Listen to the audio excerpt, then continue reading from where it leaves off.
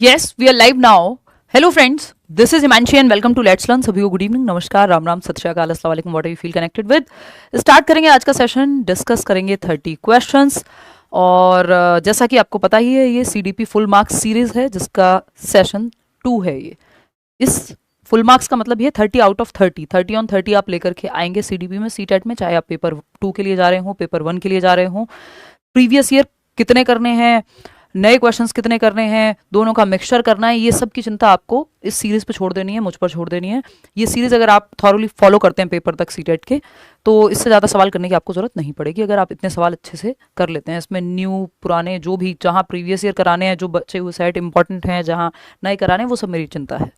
आप क्या करेंगे, आप करेंगे लाइक, शेयर और सब्सक्राइब करके बैठ जाएंगे, ताकि डेली हम जुड़ते रहें क्लासेस में, है ना। अभी बीच में कुछ दिनों का ब्रेक है, वैसे डेली मिलेंगे हम।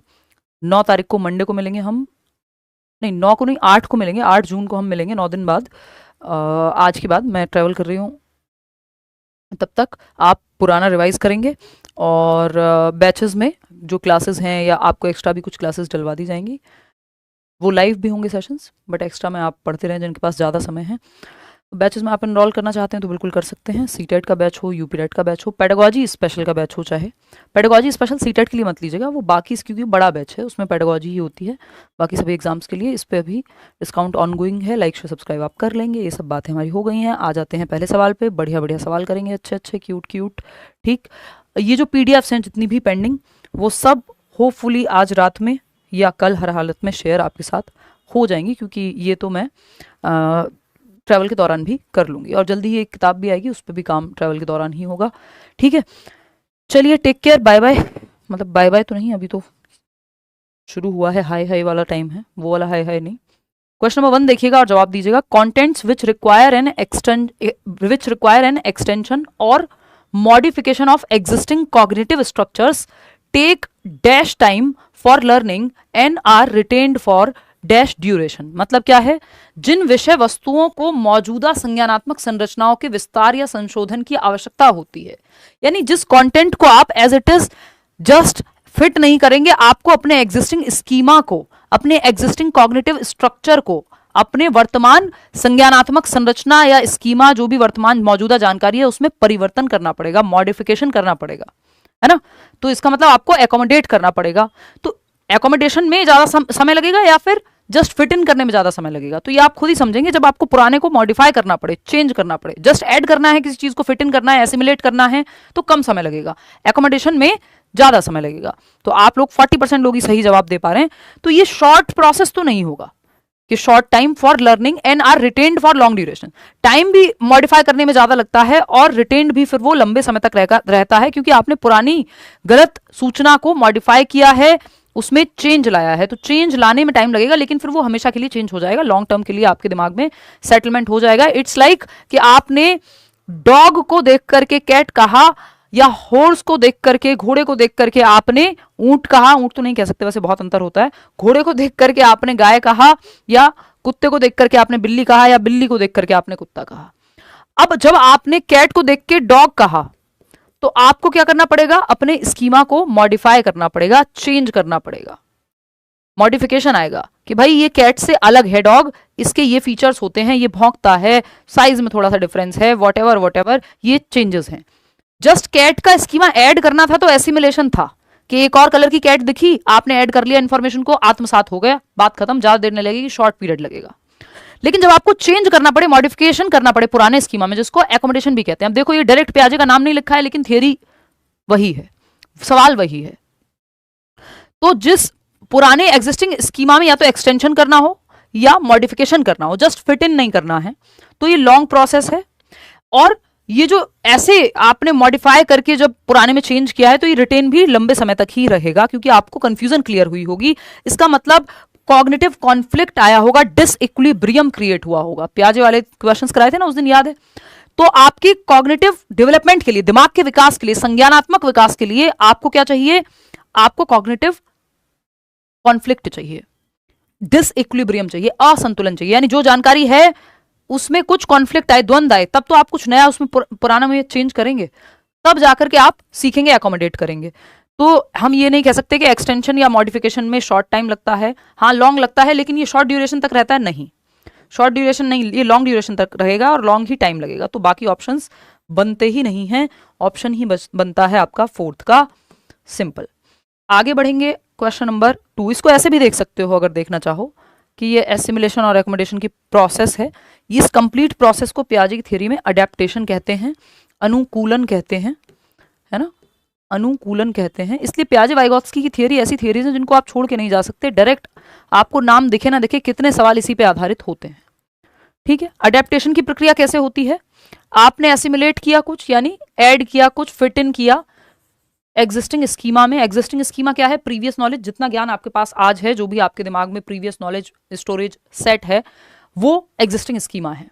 इसमें कुछ ऐड किया, फिट इन किया इन्फॉर्मेशन को एग्जिस्टिंग स्कीमा में, तो एसिमिलेट किया कि आपको पता है हाँ एक ब्लैक कलर की कैट देखी, व्हाइट पहले से पता था, ऐड कर लिया, बात खत्म। इक्विलिब्रेशन है, अगली बार आपने एक और कैट देखी, आपने कहा हाँ कैट है, तो इक्विलिब्रेशन है, यानी जो दिमाग में इंफॉर्मेशन सेव्ड है, स्टोर्ड है, वो इंफॉर्मेशन मैच कर रही है जब आप दुनिया में देख रहे हैं कि आपको पता है इसको पेन कहते हैं, आपने एक पेन देखा, आपने कहा पेन है, तो ये बैलेंस है, कॉग्निटिव बैलेंस की स्थिति है, इक्विलिब्रेशन है, संतुलन है, मानसिक संतुलन है कि जो इंफॉर्मेशन, जो सूचना दिमाग में थी, जो बाहर देख रहे हो, दोनों बैलेंस में है। अब नई सिचुएशन आएगी, अब आप कैट तो दिख गई लेकिन इस बार डॉग दिखेगा और कोई कहेगा भाई ये कैट नहीं है, तो इसका मतलब डिसइक्विलिब्रियम होगा, असंतुलन होगा, मैच नहीं होगी इंफॉर्मेशन जो दिमाग में है, बैलेंस नहीं होगा, कॉग्निटिव कॉन्फ्लिक्ट क्रिएट हो जाएगा। अच्छा ये कैट नहीं है, इसके भी 4 पैर हैं, इसकी भी एक पूंछ है, ये तो कैट होनी चाहिए थी, फिर क्या है ये, तो इसका मतलब डिसइक्विलिब्रियम क्रिएट हो गया, कंफ्यूजन क्रिएट हो गई टॉपिक में।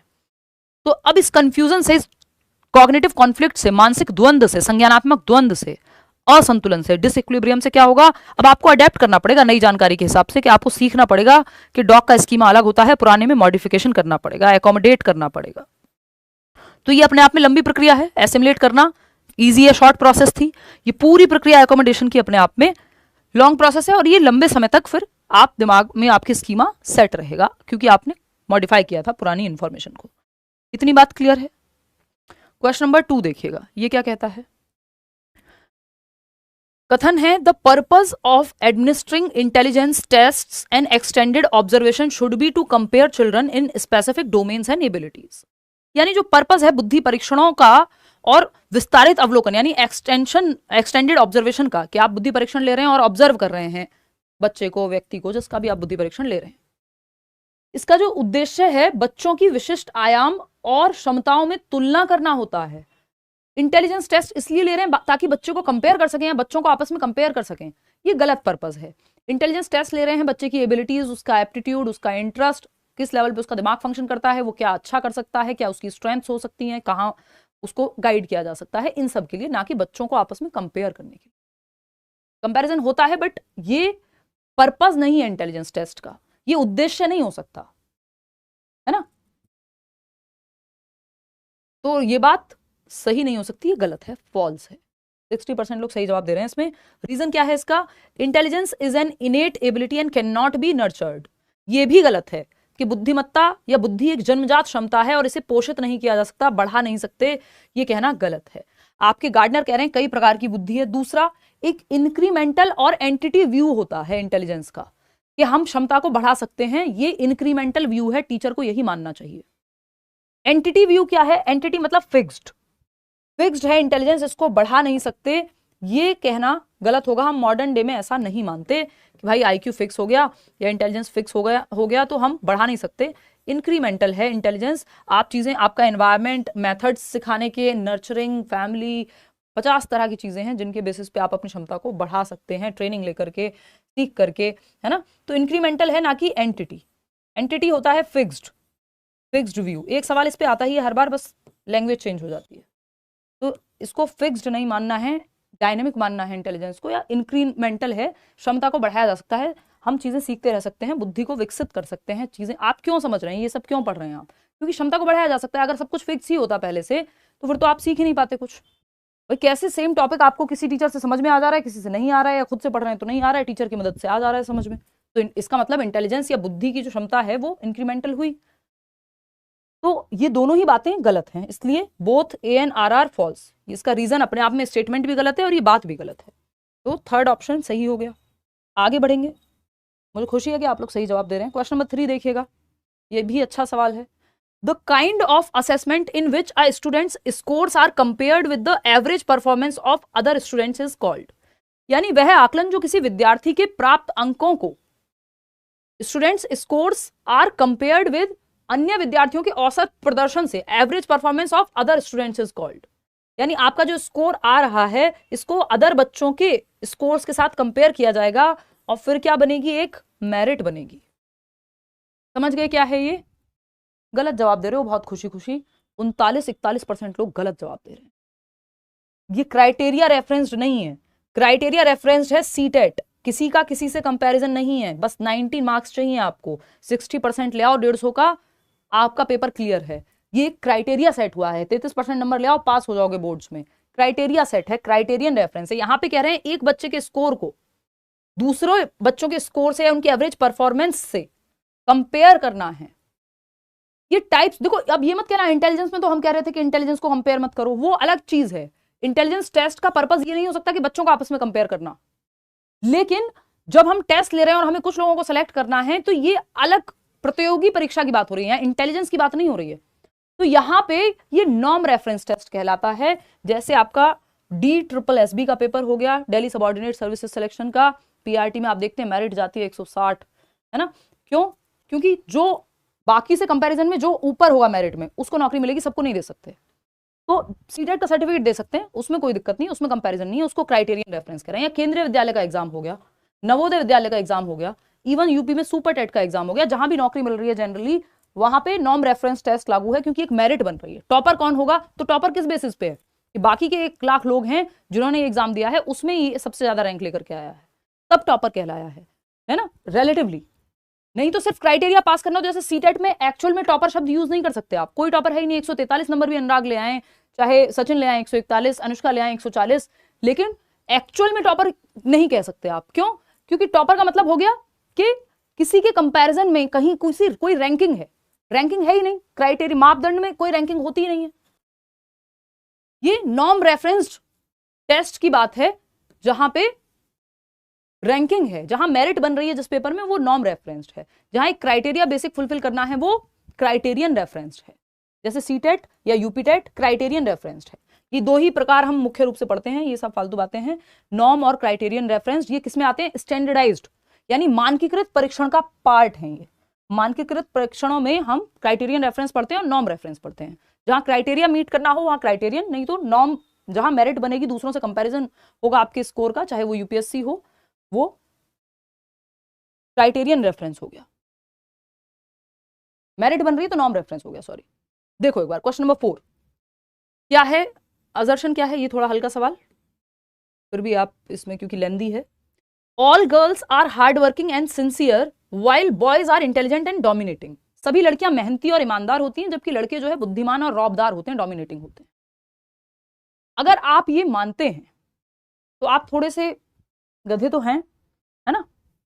मजाक में कह रही हूं, मतलब क्या है, आप थोड़े से स्टीरियोटाइप का शिकार हो चुके हैं, है ना?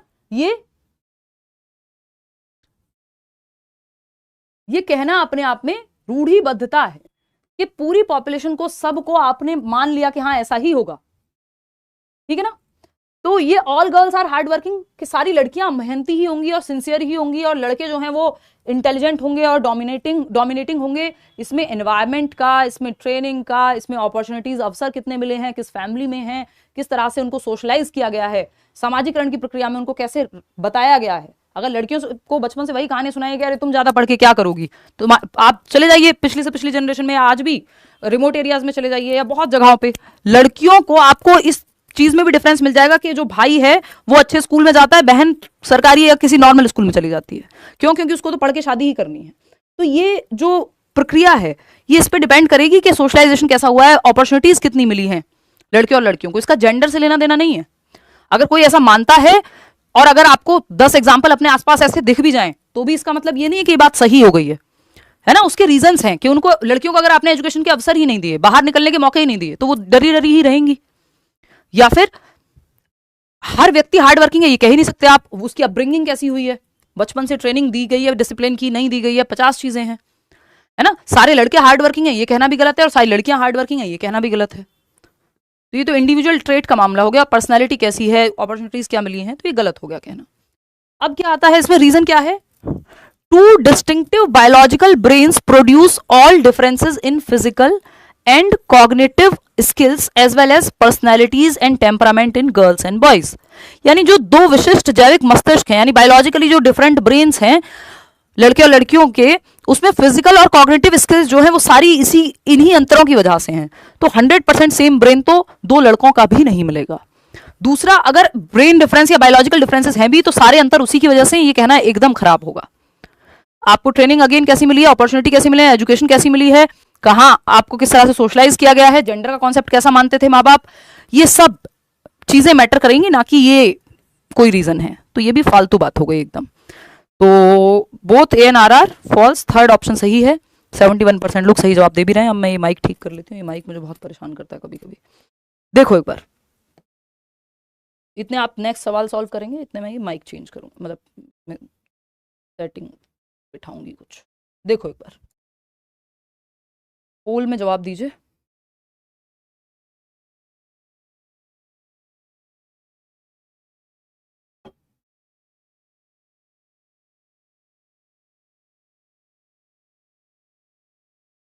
सिक्सटी 67% लोग कह रहे हैं थर्ड ऑप्शन। बहुत बढ़िया, सही जवाब दे रहे हैं आप। और ये मत सोचिएगा कि जो हमसे सॉल्व हो जा रहा है वो सवाल पेपर में नहीं आएगा, ये एक अपने आप में गलत धारणा है ना। आसान, मुश्किल, मॉडरेट सब तरह के सवाल पेपर में आते हैं और हर टॉपिक से आते हैं।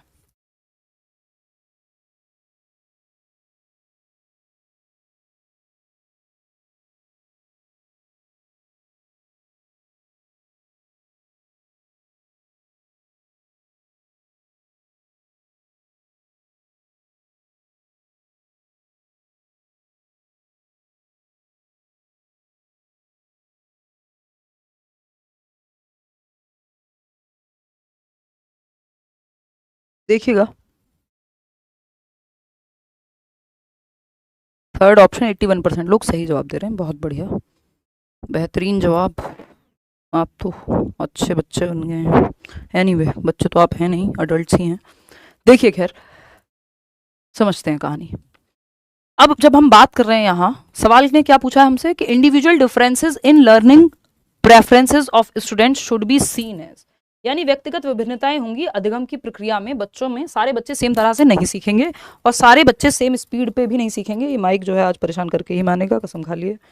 देखो एक बार, देखिएगा, तो सारे बच्चे सेम तरह से नहीं सीखेंगे और सेम विद्यार्थियों की सीखने की प्राथमिकताओं, मैं देख, एक मिनट रुको।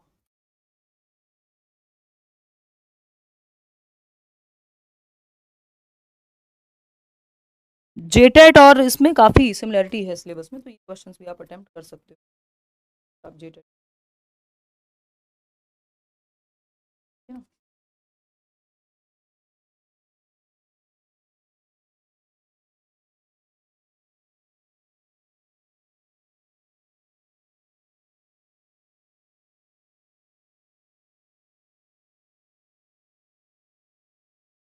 80%, गलत कैसे कर रहे हो, अभी तो 81% लोग सही जवाब दे रहे थे। चलो भाई, अभी शायद सेटअप हो गया, ऐसा मान लें हम। देखिएगा, इसको चेंज कराएंगे यार, अगली बार उसको बोल के पीछे से मेरे चेंज करा देना, या तो इसमें टेप वगैरह कुछ लगवा देना कि ये हटता ही रहता है। देखिएगा एक बार, 80% लोग थर्ड ऑप्शन कह रहे हैं। समझते हैं। Individual differences in learning preferences of students should be seen as, व्यक्तिगत विविधताओं को, इंडिविजुअल डिफरेंसेस क्या होते हैं, सारे बच्चे एक जैसे नहीं होते, नहीं तो रोबोट्स हो जाएंगे, है ना। इंडिविजुअल डिफरेंसेस यानी व्यक्तिगत विभिन्नताएं पाई जाती हैं बच्चों में और इंसानों में। इंटेलिजेंस का लेवल, एप्टीट्यूड, एटीट्यूड, इंटरेस्ट चीजों में, उनका एनवायरमेंट, बहुत सारी चीजें में अंतर होता है, नहीं तो हम रोबोट्स हो जाएंगे अगर सब एक जैसे हो जाएंगे तो। यूनिफॉर्मिटी नहीं होती, इंडिविजुअल डिफरेंसेस होते हैं, व्यक्तिगत विभिन्नताएं होती हैं। अलग भाषा के आधार पर विविधता हो सकती है, जेंडर के आधार पर विविधता हो सकती है, आप किस समाज किस संस्कृति से आ रहे हैं उसके आधार पर विविधता हो सकती है, इंटेलिजेंस के स्तर के आधार पे पर्सनैलिटी अलग हो सकती है बच्चों की, उनका इंटरेस्ट एरिया अलग हो सकता है ना। तो ये इंडिविजुअल डिफरेंसेस क्या है, डाइवर्सिटी क्रिएट करते हैं, जो कि थर्ड ऑप्शन कह भी रहा है कि नॉर्मल डेपिक्शन ऑफ डाइवर्सिटी, यानी इंडिविजुअल डिफरेंसेस का मतलब विविधता का सामान्य चित्रण है ये, है ना, कि इंडिविजुअल्स में डिफरेंस पाया जाता है, ये एकदम आम बात है। विविधता का एक नॉर्मल पिक्चर ड्रॉ करने जैसा है कि हाँ डाइवर्सिटी जो हमारा देश में भी हम कहते हैं कि यूनिटी इन डाइवर्सिटी की हम बात करते हैं कि विविधता में एकता, है ना। तो कॉग्निटिव एबनॉर्मेलिटी नहीं है कि लोग एक जैसे नहीं होते, अंतर पाए जाते हैं, ये कोई संज्ञानात्मक असमानता नहीं है, तो बल्कि अच्छी बात है। अलग अलग इंडिविजुअल अलग अलग तरह के होंगे, अपनी सोच में, समझ में, दिखने में, बुद्धि के स्तर में, पर्सनैलिटी टाइप में, कोई सीरियस रहता है, कोई शाय है, कोई एक्सट्रोवर्ट है। Developmental deficits among some children, नहीं ऐसा नहीं कि ये कुछ विकासात्मक कमियां हैं, जी नहीं। Abnormal parameter of their differing IQ levels, ये कोई एबनॉर्मल पैरामीटर नहीं है आईक्यू के डिफरेंसेस का मतलब, और आईक्यू 60% पॉपुलेशन में लगभग सेम ही है, एवरेज ही है। तो third option is the right answer. और आईक्यू सब कुछ भी नहीं है, तो इसलिए ये भी ध्यान रखना है। क्वेश्चन नंबर 6 देखिएगा, ये भी एक अच्छा सवाल है, इसको आप सॉल्व करेंगे। Which of the following statements about classroom assessment are correct, यानी कक्षा आकलन के संबंध में कौन सी बात सही है। तो 4 स्टेटमेंट दिए हुए हैं, लेंदी सवाल है। Assessments should influence the students cognitive processes while they study, यानी आकलन को छात्रों की अध्ययन करते समय संज्ञानात्मक प्रक्रियाओं को प्रभावित करना चाहिए। यानी जो असेसमेंट्स हैं, जो आकलन की प्रक्रिया है, उसको इन्फ्लुएंस करना चाहिए, यानी प्रभावित करना चाहिए बच्चों की संज्ञानात्मक प्रोसेसेस को या प्रक्रियाओं को, यानी मेंटल प्रोसेसेस को जब बच्चे पढ़ रहे हैं। मतलब मेंटल प्रोसेसेस क्या होती हैं? Thinking, reasoning, problem solving. तो जब आकलन हो रहा हो तो बच्चे सोचने पे मजबूर हों, रिफ्लेक्ट करें, चिंतन मनन करें, एक्टिव हों, कॉग्निटिवली दिमाग से एक्टिव हों। असेसमेंट का ये काम होना चाहिए, ये तो अच्छी बात है, इसमें क्या बुरी बात है, बच्चा एक्टिव रहेगा। असेसमेंट फॉर लर्निंग होता है इसलिए कि इंप्रूवमेंट कैसे होनी है, कहाँ कमी रह गई, कैसे और हम पूरी प्रोसेस को बेहतर बना सकते हैं। तो ये तो बेहतर बात है, इसमें गलत क्या है कि आकलन छात्रों के अध्ययन करते समय संज्ञानात्मक प्रक्रियाओं को एक्टिवेट करे या प्रभावित करे। ठीक है। सेकंड है assessments should serve as learning experiences in themselves. आकलन जो है वो अपने आप में एक लर्निंग एक्सपीरियंस है, यानी बच्चे सीख भी रहे हैं और उनका आकलन भी हो रहा है। जैसे कोई प्रोजेक्ट दे दिया आपने, क्विज दे दी, आप जैसे पोल में जवाब दे रहे हैं, तो ये अपने आप में एक एक्सपीरियंस है कि आप क्लास भी ले रहे हैं, समझ भी रहे हैं, आकलन भी हो रहा है साथ साथ। तो ये तो अच्छी बात है, ये दोनों सही हैं। Assessments should create fear and stress among students to get them to learn. डर या तनाव का माहौल पैदा करना ये टेस्ट का या आकलन का या पेपर का उद्देश्य नहीं होना चाहिए, ये गलत है। Assessments should be standardised and norm referenced. ऐसा नहीं है कि सिर्फ स्टैंडर्डाइज्ड और नॉर्म रेफरेंस ही होने चाहिए, कई बार आपको नॉन स्टैंडर्डाइज तरीके या टीचर मेड टेस्ट भी लेने होते हैं, क्राइटेरियन टेस्ट भी लेने होते हैं। डिपेंड करेगा क्या एक्टिविटी है और नीड क्या है पेपर की, या किस पर्पस के लिए लिया जा रहा है। तो आपकी क्विजेस भी हैं, ओलंपियाड्स भी हैं, एक्टिविटीज भी हैं, डिस्कशन भी है, डिबेट भी है, सब तरीके हैं।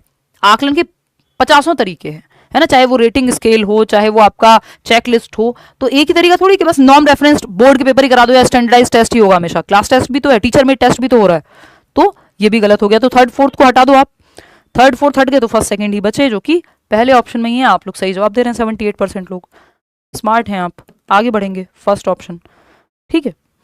डर क्रिएट करना पर्पस थोड़ी आकलन का। क्वेश्चन नंबर 7 देखिएगा, ये क्या कहता है? असर्शन है, अभिकथन है, students with poor writing abilities are often stereotyped by their teachers as intellectually disabled. अच्छा सवाल है कि खराब लेखन क्षमता वाले बच्चे, यानी जिनकी राइटिंग खराब होती है, छात्रों को अक्सर उनके शिक्षकों द्वारा बौद्धिक रूप से अक्षम के रूप में चित्रित किया जाता है। तो कई बार टीचर्स उनको लेबल कर देते हैं इंटेलेक्चुअली डिसेबल्ड हैं, डिस्ग्रेफिया होगा, या उतने अच्छे नहीं होंगे पढ़ने में, या दिमाग उतना अच्छा नहीं होगा क्योंकि राइटिंग अच्छी नहीं है। जिसकी राइटिंग अच्छी है उसको नंबर ज्यादा मिल जाते हैं। आपने ये बायस देखा है, बात तो सही है, ऐसा होता है कई बार। रीजन क्या है इसका? Teachers tend to have implicit bias and hold assumptions about students learning behaviours that can affect students growth. यानी शिक्षकों में अंतर्निहित पूर्वाग्रह है, यानी इम्प्लिसिट बायस है, एक भरा हुआ बायस है। बायस मतलब पार्शियलिटी एक तरह की, हर ह्यूमन में कुछ बायसेस होते ही हैं, झुकाव होता है कुछ चीजों के प्रति, ये वैसा ही इम्प्लिसिट बायस है। कोशिश करनी है आपको अपने जीवन काल में कि आप अपने बायसेस को अपने व्यवहार में ना आने दें, है ना। तो ये इम्प्लिसिट बायस है कि टीचर्स को लगता है कि जिसकी राइटिंग अच्छी है नॉलेज ज्यादा अच्छी होगी, इवन यूपीएससी तक में फायदा मिल जाता है राइटिंग का, तो अच्छी राइटिंग का। तो teachers tend to have implicit bias and hold assumptions about students learning behaviours that can affect students growth. इससे बच्चे की ग्रोथ जो है वो प्रभावित हो सकती है, क्योंकि टीचर्स का अपना जो ये पूर्वाग्रह है, हो सकता है एक बच्चा लिखता बहुत सुंदर ना हो, प्रेजेंटेशन उसकी अच्छी ना हो, बट वो अच्छे से समझता हो, वैलिड पॉइंट्स लिख रहा हो, सही जवाब दे रहा हो। तो ये आप मैथ्स में देखते हैं कि वहां राइटिंग उतनी मैटर नहीं करेगी, अगर स्टेप्स ठीक दिए तो कम स्कोप है आपके पूर्वाग्रह के बीच में आने का। लेकिन ऐसा होता है, होना चाहिए नहीं। कई बार हो सकता है, एक्चुअल में हो सकता है बच्चे को डिस्ग्रेफिया हो, लेकिन इसका मतलब ये थोड़ी वो सीख नहीं सकता। या फिर कुछ बच्चों की राइटिंग ठीक से फॉर्म नहीं हो पाई हो, 50 रीजन हो सकते हैं राइटिंग खराब होने के, है ना। डॉक्टर्स की तो आप देख लो, वो तो फेमस ही है, तो क्या वो इंटेलिजेंट नहीं हुए? तो ये भी बात सही है कि टीचर्स का अपना इम्प्लिसिट बायस है, ये इसका सही रीजन है। तो A and R R correct, और R is the correct explanation of A. सही जवाब आप लोग 51% लोग दे रहे हैं। दोनों में से कुछ गलत है ही नहीं, कैसे आप मना करोगे कि गलत है? सही एक्सप्लेनेशन है उसकी, कैसा होता है। क्वेश्चन नंबर 8 देखिए, ये क्या कहता है, which of the following questions would promote higher order critical and analytical thinking skills among the students. एक सवाल इस पे आता ही है कि किस तरह का प्रश्न पूछें जिससे बच्चे की उच्च स्तरीय या समालोचनात्मक चिंतन और विश्लेषणात्मक चिंतन को के कौशल को बढ़ावा मिल सके, यानी बच्चे की थिंकिंग प्रोसेस एक्टिवेट हो सके। जिसमें वो सवाल इसमें सही होता है जिसमें बच्चे को चारों दिशाओं में सोचना पड़े या सोचने पे मजबूर हो। देख लो इनमें से कौन सा सवाल है जिसमें वो डिफरेंट एस्पेक्ट्स में सोचे या सबसे ज्यादा सोचने पे जोर दिया जाए। Identify the nouns mentioned in specific newspaper article. एक अखबार में एक लेख के अंदर आपको संज्ञा को पहचानना है, तो इसमें कौन सा थिंकिंग पे उसकी जोर पड़ रहा है? जो उसको आता था रिकॉग्निशन लगेगा, इसमें तो पहचान लगेगी कि बस जो उसको पता है संज्ञा की परिभाषा उसके हिसाब से उसको पहचानना है। इसमें कोई क्रिटिकल थिंकिंग एनालिसिस नहीं लगा है। फिर है read the newspaper articles and make a list of new words. इसमें कोई क्रिटिकल थिंकिंग नहीं लगी है। क्रिटिकल थिंकिंग में आपको हर एक पहलू से किसी चीज को समझना होता है ना, कि ये चीज एक्चुअल में सही है या नहीं है, अलग अलग पहलू से देखना होता है कि एथिकल है या नहीं है। एथिकल एंड एथिकल में आपको एनालिटिकल थिंकिंग लगेगी, आपको हर पहलू से क्रिटिकल थिंकिंग लगेगी, हर पहलू से देखना है किसी चीज को। Read the newspaper article and think of a suitable title. अखबार का लेख पढ़ें और एक उपयुक्त शीर्षक के बारे में सोचें। इसमें ठीक है आपकी इमेजिनेशन स्किल लगेगी, है ना, आप स्किमिंग करेंगे, लेकिन क्रिटिकल थिंकिंग इसमें उतनी इस्तेमाल में आती हुई नहीं नजर आ रही कि किसी चीज के हर पहलू को, फैक्ट को, ओपिनियन को देखना हो। यहां पे समराइज करने की एबिलिटी आपकी लग रही है, तो कुछ हद तक आपकी कॉग्निटिव एबिलिटीज यूज हो रही है, बट बहुत हायर ऑर्डर थिंकिंग नहीं लग रही है यहां भी। Identify the assumptions underlying two newspaper articles depicting the same event. भाई एक ही घटना को दर्शाने वाले दो अखबारों के लेखों में निहित मान्यताओं की पहचान करें। सेम न्यूज है, दो अलग न्यूज़पेपर में अलग तरह से उसको दर्शाया गया है। एक ही बात गलत भी हो सकती है और सही भी हो सकती है, तो ये डिपिक्शन में आपको क्रिटिकल थिंकिंग लगेगी, आपको हर पहलू से देखना पड़ेगा किसी चीज को, जो कि फोर्थ ऑप्शन में यहां हो रहा है। आगे बढ़ेंगे, क्वेश्चन नंबर 9 देखिएगा, ये क्या कहता है, which of the following is not a way to promote diversity in the classroom. Diversity यानी इंडिविजुअल डिफरेंसेस होंगे, अलग अलग तरह के बच्चे होंगे, अलग अलग भाषाएं बोलने वाले बच्चे होंगे, अलग रंग के बच्चे होंगे, अलग जेंडर के बच्चे होंगे, अलग क्षमताओं के बच्चे होंगे, अलग अलग इंटरेस्ट, एज, एप्टीट्यूड, एटीट्यूड वाले बच्चे एक क्लास में होंगे। तो कौन सा तरीका है जो विविधता को बढ़ावा नहीं देता है? हमें विविधता को बढ़ावा देना है, लेकिन ये कह रहा है कि बढ़ावा नहीं देता है, तो आपको गलत ऑप्शन ढूंढना है, वही सही होगा क्योंकि पूछा ही गलत है। तो encouraging students to express their unique identities and cultures, ये तो बढ़ावा देगा, पॉजिटिव है, हमें तो नेगेटिव ऑप्शन चाहिए कि विद्यार्थियों को उनकी अनूठी पहचान और संस्कृति को व्यक्त करने के लिए प्रोत्साहित करना अच्छी बात है, इससे तो बढ़ावा मिलेगा विविधता को। ये कह रहा है बढ़ावा नहीं देता है। Adapting behaviour based on stereotyping students according to their backgrounds and cultures, हाँ, इससे डाइवर्सिटी को बढ़ावा नहीं मिलेगा। फिर आप एक ही जाति का ग्रुप बना देंगे या एक ही तरह के फेवरेटिज्म चला देंगे क्लास में, तो विद्यार्थियों की पृष्ठभूमि और संस्कृतियों के आधार पर पूर्वाग्रह के अनुकूल व्यवहार करना, ये डाइवर्सिटी को बढ़ावा नहीं देता। अगर आप अपनी स्टीरियोटाइप के बेसिस पे कि ये वाला रंग का बच्चा, गोरा बच्चा मुझे पसंद है, काले रंग का बच्चा मुझे पसंद नहीं है, तो ये आप अगर क्लास में करने लगे तो आप डाइवर्सिटी को प्रमोट नहीं कर रहे हैं, आप बाधित कर रहे हैं, है ना। फिर आप एक तरह से बहुत ही गलत कर रहे हैं क्लासरूम में। थर्ड ऑप्शन क्या है, providing opportunities for students to interact with individuals from different backgrounds and cultures, कि ऐसे अवसर देना बच्चों को कि वो अलग अलग कल्चर, अलग अलग संस्कृतियों के और पृष्ठभूमि के लोगों से बात करें, कि एक किसान से भी बात करने का मौका मिले, एक डॉक्टर से भी बात करने का मौका मिले, आप एक खेत भी दिखाने ले जा रहे हैं कि कैसे फसल उगती है, और आप एक हॉस्पिटल विजिट भी ले जा रहे हैं बच्चे को, तो अलग अलग जगहें वो एक्सप्लोर करें कि दुनिया में बहुत कुछ एग्जिस्ट करता है, डाइवर्सिटी है। तो ये बात तो सही है, हमें तो गलत चाहिए थी जो कि सेकंड है। Incorporating a variety of perspectives and experiences in the curriculum, अलग अलग तरह के अनुभव या विभिन्न दृष्टिकोणों को अपनी पाठ्यक्रम में, पाठ्यचर्या में शामिल करना। देखो अगर पूछा होता कौन सा सही तरीका है डाइवर्सिटी प्रमोट करने का, तो ये तीनों तरीके बहुत अच्छे हैं, लेकिन ये जो नेगेटिव वाला है इसको आप भूल जाते। तो ये तीन जो हमने पढ़े हैं इसलिए पढ़े हैं कि आपको पता लगे कि कौन से सही तरीके हैं अगर डाइवर्सिटी को बढ़ावा देना है, कि अलग अलग इंडिविजुअल्स को अलग अलग बैकग्राउंड से लेकर के आइए, एनकरेज करिए यूनिक आइडेंटिटी को, अलग अलग अनुभव दीजिए बच्चे को।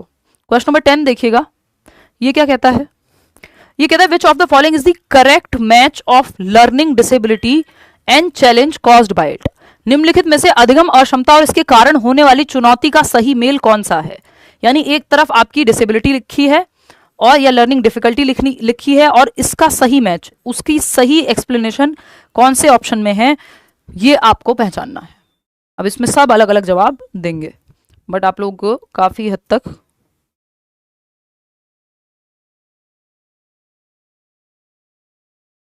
41% लोग जो है, 38% लोग फर्स्ट कह रहे हैं।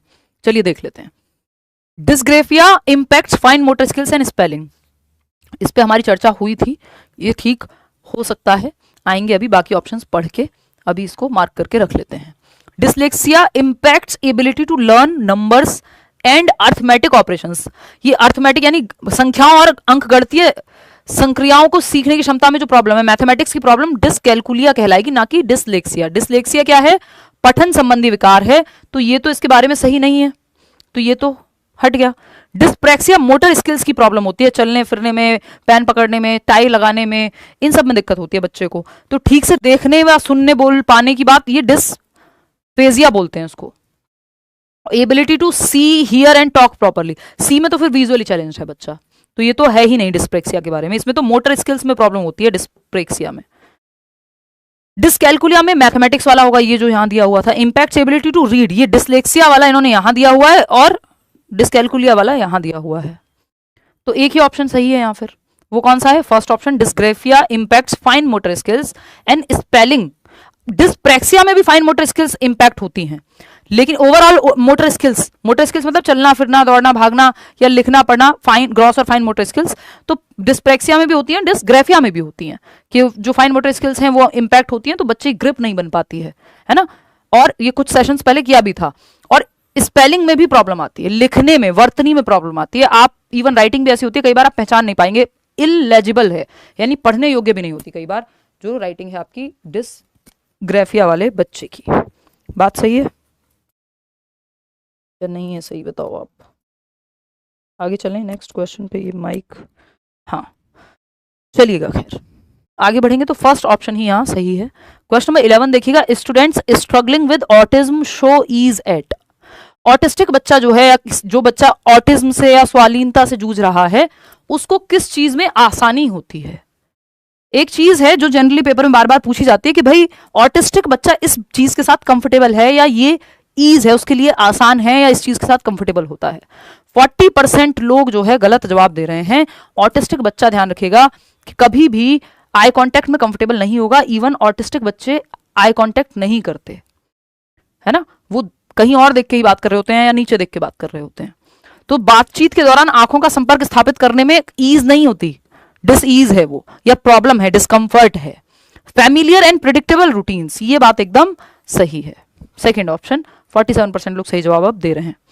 परिचित और पूर्वानुमेय दिनचर्या का पालन करने में, कि जो ऑटिस्टिक बच्चा है उसके लिए रूटीन इंपॉर्टेंट है, प्रिडिक्टेबल रूटीन हो, फैमिलियर एनवायरनमेंट हो, रोज रोज उसका एनवायरनमेंट मत बदलो, है ना, रोज रोज उसके टीचर को मत बदलो, या रोज रोज अलग अलग लोग, अगर ज्यादा नए एनवायरनमेंट में आप उसको लेके जाओगे या रूटीन्स चेंज करोगे तो उसके लिए दिक्कत होती है। इवन उसके रूम का आपने, अगर मान लीजिए बेड कहीं और है, तो आप हर रोज उसका बेड, कुर्सी, टेबल चेंज करते रहते हो, तो बच्चे को दिक्कत होगी। नॉर्मल केस में होती है, जिनको ऑटिज्म नहीं है, तो ऑटिस्टिक बच्चे को तो और ज्यादा दिक्कत होती है, अगर उसका रूटीन या इवन रूम की सेटिंग भी बहुत ज्यादा चेंज होती है अगर जल्दी जल्दी। तो ये क्योंकि स्टीरियोटिपिकल बिहेवियर होता है, इसमें सेम चीज रिपीट करते हैं बच्चे, बहुत बार सेम चीजें बोलते हैं, है ना, रेपिटेटिव एक्शंस होते हैं, कम्युनिकेशन में प्रॉब्लम होती है, आई कांटेक्ट नहीं कर पाते हैं। लेकिन ये रूटीन्स हेल्पफुल होते हैं, ऑटिस्टिक बच्चा रूटीन्स में इजीली रह पाता है, बल्कि बहुत ज्यादा चेंजेस अगर आप रूटीन में कर रहे हैं तो वो प्रॉब्लम है। रैपिड ट्रांजिशंस बिटवीन एक्टिविटीज, ये बिल्कुल भी नहीं होना चाहिए ऑटिस्टिक बच्चे के लिए, तो ये बहुत ही खराब चीज है कि आप तेजी से बदलाव कर रहे हैं गतिविधियों में। वो ADHD वाले के लिए एक बार को चल जाएगा, क्योंकि वो बहुत देर तक एक चीज पर टेंशन नहीं टिका के रखता। कम्युनिकेशन विद स्ट्रेंजर्स, नहीं, कम्युनिकेशन में तो बच्चे को प्रॉब्लम ही है, और फैमिलियर हो तो फिर भी ठीक है, स्ट्रेंजर्स में तो और दिक्कत है। तो सेकंड ऑप्शन ही है जहां पे वो ईज फील करेगा बच्चा। विच of the following statements is not correct about gifted children. प्रतिभाशाली बच्चों के बारे में कौन सी बात ठीक नहीं है? प्रतिभाशाली बच्चे कौन से होते हैं? 3 प्रकार के होते हैं, या तो जिनका IQ ज्यादा है, किसी एक फील्ड में टैलेंटेड हैं, या क्रिएटिव हैं। नॉर्मल केस में हम मान के चलते हैं कि ये हाई IQ रखते हैं, तो इनकी क्यूरियोसिटी बहुत ज़्यादा होती है, जिज्ञासा, मेमोरी की एबिलिटी ज़्यादा होती है, अपने से ज़्यादा एज ग्रुप के बच्चों से जो है दोस्ती करते हैं, मेंटल एबिलिटी, चीज़ें जल्दी समझते हैं, सीखते हैं, डिफरेंट डिफरेंट इनकी क्षमताएं हैं, जिसमें से ये कुछ मैंने आपको बताई हैं। कौन सा एक कैरेक्टरिस्टिक नहीं है गिफ्टेड बच्चे का? देखिए किसी भी केस में जो आप ऑप्शन दे रहे हैं वो बिल्कुल सही है।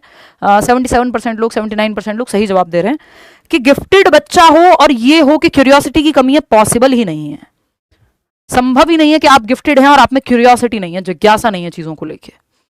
प्रतिभाशाली बच्चों में जिज्ञासा की भावना कम होती है और उनकी कल्पना शक्ति भी कमजोर होती है, पॉसिबल ही नहीं है, नॉट एट ऑल पॉसिबल। ये सबसे बड़ा लक्षण है गिफ्टेड बच्चों का। They have higher levels of curiosity, हर चीज को लेके सवाल है उनके मन में, है ना, इमेजिनेशन बहुत अच्छी है, सवाल बहुत पूछेंगे, तो दे आर क्यूरियस पीपल। तो गिफ्टेडनेस और जिज्ञासा का डायरेक्ट रिलेशन है। अगर जिज्ञासु नहीं है आप तो कुछ नया सोचेंगे ही नहीं, सवाल आएंगे ही नहीं, जो हो रहा है सही है, खाओ पियो सो जाओ। Gifted children have lower sense of curiosity and poor imagination skills, बहुत ज्यादा इमेजिनेशन भी इनकी बहुत हाई नहीं होती अगर गिफ्टेड नहीं है तो। गिफ्टेडनेस में ऐसा पॉसिबल नहीं है, हायर इमेजिनेशन होगी, क्योंकि वो सोचता है, क्यूरियोसिटी है, जिज्ञासा ज्यादा है तो इमेजिन भी करेगा, थिंकिंग भी करेगा, सारी चीजें ज्यादा होंगी। Children can be gifted in more than one kind of intelligence, हाँ बिल्कुल हो सकते हैं, है ना, ये तो करेक्ट बात है कि एक से ज्यादा चीजों में गिफ्टेड हो सकते हैं बच्चे। हो सकता है गाना भी बहुत अच्छा गाते हो, लिखते भी बहुत अच्छा हो, है ना। फॉर एग्जाम्पल अगर फरहान अख्तर की हम बात करें, वही एग्जाम्पल मेरे दिमाग में आ रहा है अभी के लिए, तो वो एक्टिंग भी कर लेते हैं कभी कभार, ठीक ठाक एक्टिंग भी कर लेते हैं, कई मूवीज में देखा है हमने, लिख भी लेते हैं, गा भी लेते हैं। तो गिफ्टेड बच्चे कई फील्ड में गिफ्टेड हो सकते हैं, ऐसा थोड़ी है कि एक ही फील्ड में होंगे, और ऐसे आपको सैकड़ों एग्जाम्पल मिल जाएंगे। Gifted children are born with extraordinary abilities and potential that need to be nurtured. प्रतिभाशाली बच्चे विशेष क्षमता और सामर्थ्य के साथ पैदा होते हैं और इस सामर्थ्य को विकसित करने की आवश्यकता होती है। एनवायरमेंट उनको उस तरह का मिले और जहां उनको मौका मिले कि ये जो इनेट क्षमता है, एबिलिटी तो है बट एजुकेशन ही नहीं मिली या उस तरह का माहौल ही नहीं मिला जहां नर्चर करने दिया जाए उस इनेट क्षमता को। आंतरिक क्षमता तो है बट वो बाहर निकल ही नहीं पाई कभी, है ना। Children can be gifted at different levels and some can have some kind of disability also. बच्चे अलग अलग लेवल पे गिफ्टेड हो सकते हैं। हो सकता है कि अब हर कोई लता मंगेशकर के लेवल की सिंगिंग का एप्टीट्यूड रखेगा, जरूरी थोड़ी उस लेवल का गिफ्टेड होगा, कोई बीच में भी हो सकता है भाई। तो लेवल्स ऑफ गिफ्टेडनेस भी डिफरेंट हो सकते हैं और कई बार गिफ्टेडनेस के साथ डिसेबिलिटी भी हो सकती है। फॉर एग्जाम्पल स्टीफन हॉकिंस, है ना, अब तो खैर नाम लेते हुए भी थोड़ा सोचना पड़ता है, जब से फेमस हुए हैं वो अलग रीजंस के लिए, सोशल मीडिया पे आप जानते ही हैं। थर्ड ऑप्शन यहाँ पे सही है। क्यों सही है? क्योंकि यही गलत है, और जो गलत है वही सही है क्योंकि पूछा ही गलत था। क्या लक्षण नहीं होता गिफ्टेडनेस का? तो लैक ऑफ क्यूरियोसिटी यानी जिज्ञासा की कमी और कल्पना शक्ति की कमी कभी भी गिफ्टेडनेस में आएगा ही नहीं, ये पॉसिबल ही नहीं है। क्वेश्चन नंबर 13 देखिएगा, एरर एनालिसिस बाय स्टूडेंट्स, विद्यार्थियों द्वारा स्वयं का त्रुटि विश्लेषण। कि बच्चे एनालाइज कर रहे हैं कि भाई मैंने 30 क्वेश्चन का एक मॉक लगाया, मुझसे गलती कहाँ हुई, नंबर कटे कहाँ, क्या ठीक किया, क्या गलत किया, गलतियां एनालाइज कर रहे हैं। तो इसमें एरर एनालिसिस बाय स्टूडेंट्स में क्या होगा? हिंडर्स मेटाकॉग्निटिव स्किल्स, बिल्कुल भी नहीं। एरर एनालिसिस में तो मेटाकॉग्निटिव स्किल्स, परासंज्ञानात्मक क्षमताएं लगेंगी कि आप रिव्यू कर पाए, रिफ्लेक्ट कर पाए, प्लान कर पाए, देख पाए, अपनी गलतियों को एनालिसिस कर पाए, तो ये तो गलत हो जाएगा। Is a futile activity in process of learning, बिल्कुल भी नहीं है। अगर आप अपनी गलतियां ही नहीं पकड़ पा रहे हैं तो फिर तो सीखेंगे कहां से आप? जो एरर्स पकड़ ही नहीं पाएगा वो कैसे ठीक करेगा उनको? तो ये तो फ्यूटाइल तो नहीं है, ये खराब या ऐसी फालतू का एफर्ट तो नहीं है। Supports students in retaining there learning, ये हेल्पफुल बात है कि आपकी लर्निंग को रिटेन करने में, बनाए रखने में, मजबूत करने में हेल्पफुल होता है जब आप एरर्स का एनालाइज करते हैं कि कहां गलती हुई थी, उससे आपने सीख लिया, अब हमेशा के लिए वो ठीक हो गई। फोर्थ ऑप्शन है creates further gaps in students understanding, विद्यार्थियों की समझ में और अधिक फासला पैदा कर देते हैं। नहीं भाई, गलती के एनालिसिस से गैप जहां था वो कम हो जाएगा, ऐसा नहीं है कि गैप बढ़ जाएगा एरर एनालिसिस से, वो तो बल्कि आपको पकड़ में आएगा कि आपकी लर्निंग में गैप कहां रह गया था जिसकी वजह से गलती हुई। डायग्नोज कर रहे हैं आप एरर एनालिसिस के थ्रू।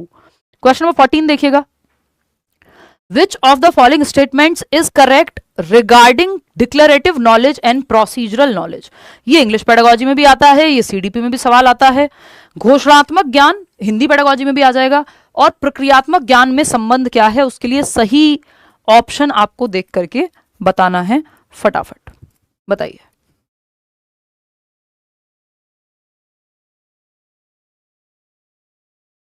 यार ये केबल का प्रॉब्लम है, बार बार उलझ जा रही है। एनीवे देखना एक बार जवाब दीजिए।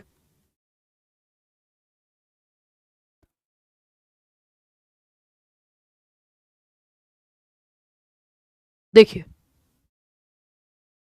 थर्ड ऑप्शन आप लोग कह रहे हैं 39% लोग। चलिए देखते हैं। देखिए मैं वैसे ही आपको बता दूं, प्रोसीजरल नॉलेज होती है प्रोसीजर का ज्ञान। भाई ऑपरेशन कैसे करना है इसके लिए प्रोसीजरल नॉलेज चाहिए आपको। इसमें तो डिक्लेरेटिव भी चाहिए बट प्रोसीजरल के बिना तो बिल्कुल नहीं कर पाओगे।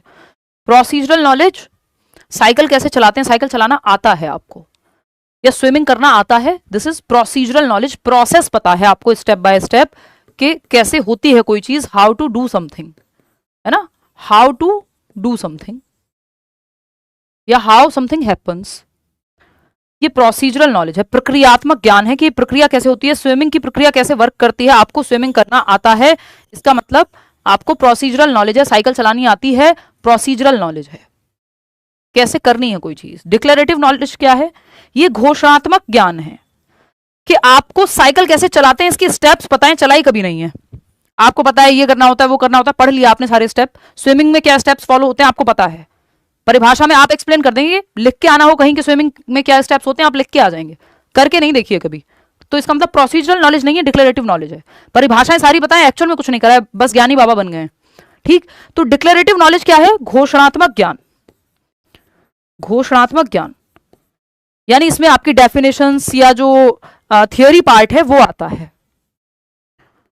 दोनों, ऐसा नहीं है कि ये ज्ञान नहीं है, नॉलेज तो ये भी है, declarative knowledge is also knowledge, लेकिन प्रोसीजरल नॉलेज पे हम फोकस ज्यादा करते हैं क्योंकि प्रोसीजर्स अगर पता होंगे तो चीजें कैसे होती हैं, तभी तो हम कहते हैं हमारे यहाँ इतने नंबर ऑफ ग्रेजुएट्स हैं, पीएचडी वाले फिर पियोन का फॉर्म भरते हैं, क्योंकि डिक्लेरेटिव नॉलेज बहुत है, प्रोसीजरल की कमी है, एक्चुअल में स्किल्स की कमी है। तो वो कोई भी स्किल है उसमें प्रोसीजरल नॉलेज लगती है। तो declarative knowledge is also known as analytical knowledge. हमें क्या पता, देखेंगे। Procedural knowledge is generally process oriented in nature, हाँ ये बात हमें सही लग रही है, इसकी संभावना ज्यादा सही होने की। फिर भी देखते हैं, procedural knowledge tells the factual knowledge about something. अरे सरकार ये तो गलत है, हमसे गलत पूछा था सही पूछा था, कौन सा संबंध सही है अभी देखेंगे। Declarative knowledge emphasises how to do something, उल्टा है ये तो आप थर्ड कैसे जवाब दे रहे हो, गलत है थर्ड तो।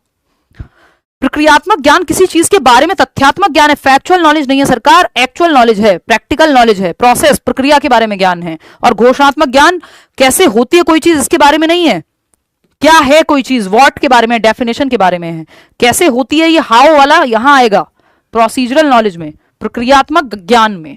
यहां पे सिर्फ प्रक्रियात्मक ज्ञान में तथ्यात्मक जानकारी नहीं चाहिए, तथ्यात्मक यानी फैक्चुअली तो आपको पता है, एक्चुअल में आपने करके नहीं देखी वो चीज, तो ये तो गलत हो गए। Declarative knowledge also known as analytical knowledge. Declarative knowledge को आप विश्लेषणात्मक ज्ञान के रूप में भी जाना जा सकता है। ये ऐसे एनालिटिकल कहते नहीं हैं हम, क्योंकि एनालिसिस में फिर आप प्रोसीजर भी सीखते हैं, इसको इंफॉर्मेटिव हम ज्यादा मानते हैं। और इससे बेहतर ऑप्शन हमारे पास सेकंड है कि procedural knowledge is generally process oriented in nature. प्रक्रियात्मक ज्ञान जो है वो कार्यविधि उन्मुख होता है, यानी कोई चीज कैसे होगी इसके बारे में आपको प्रोसीजरल नॉलेज बताएगी। बात सही है नहीं?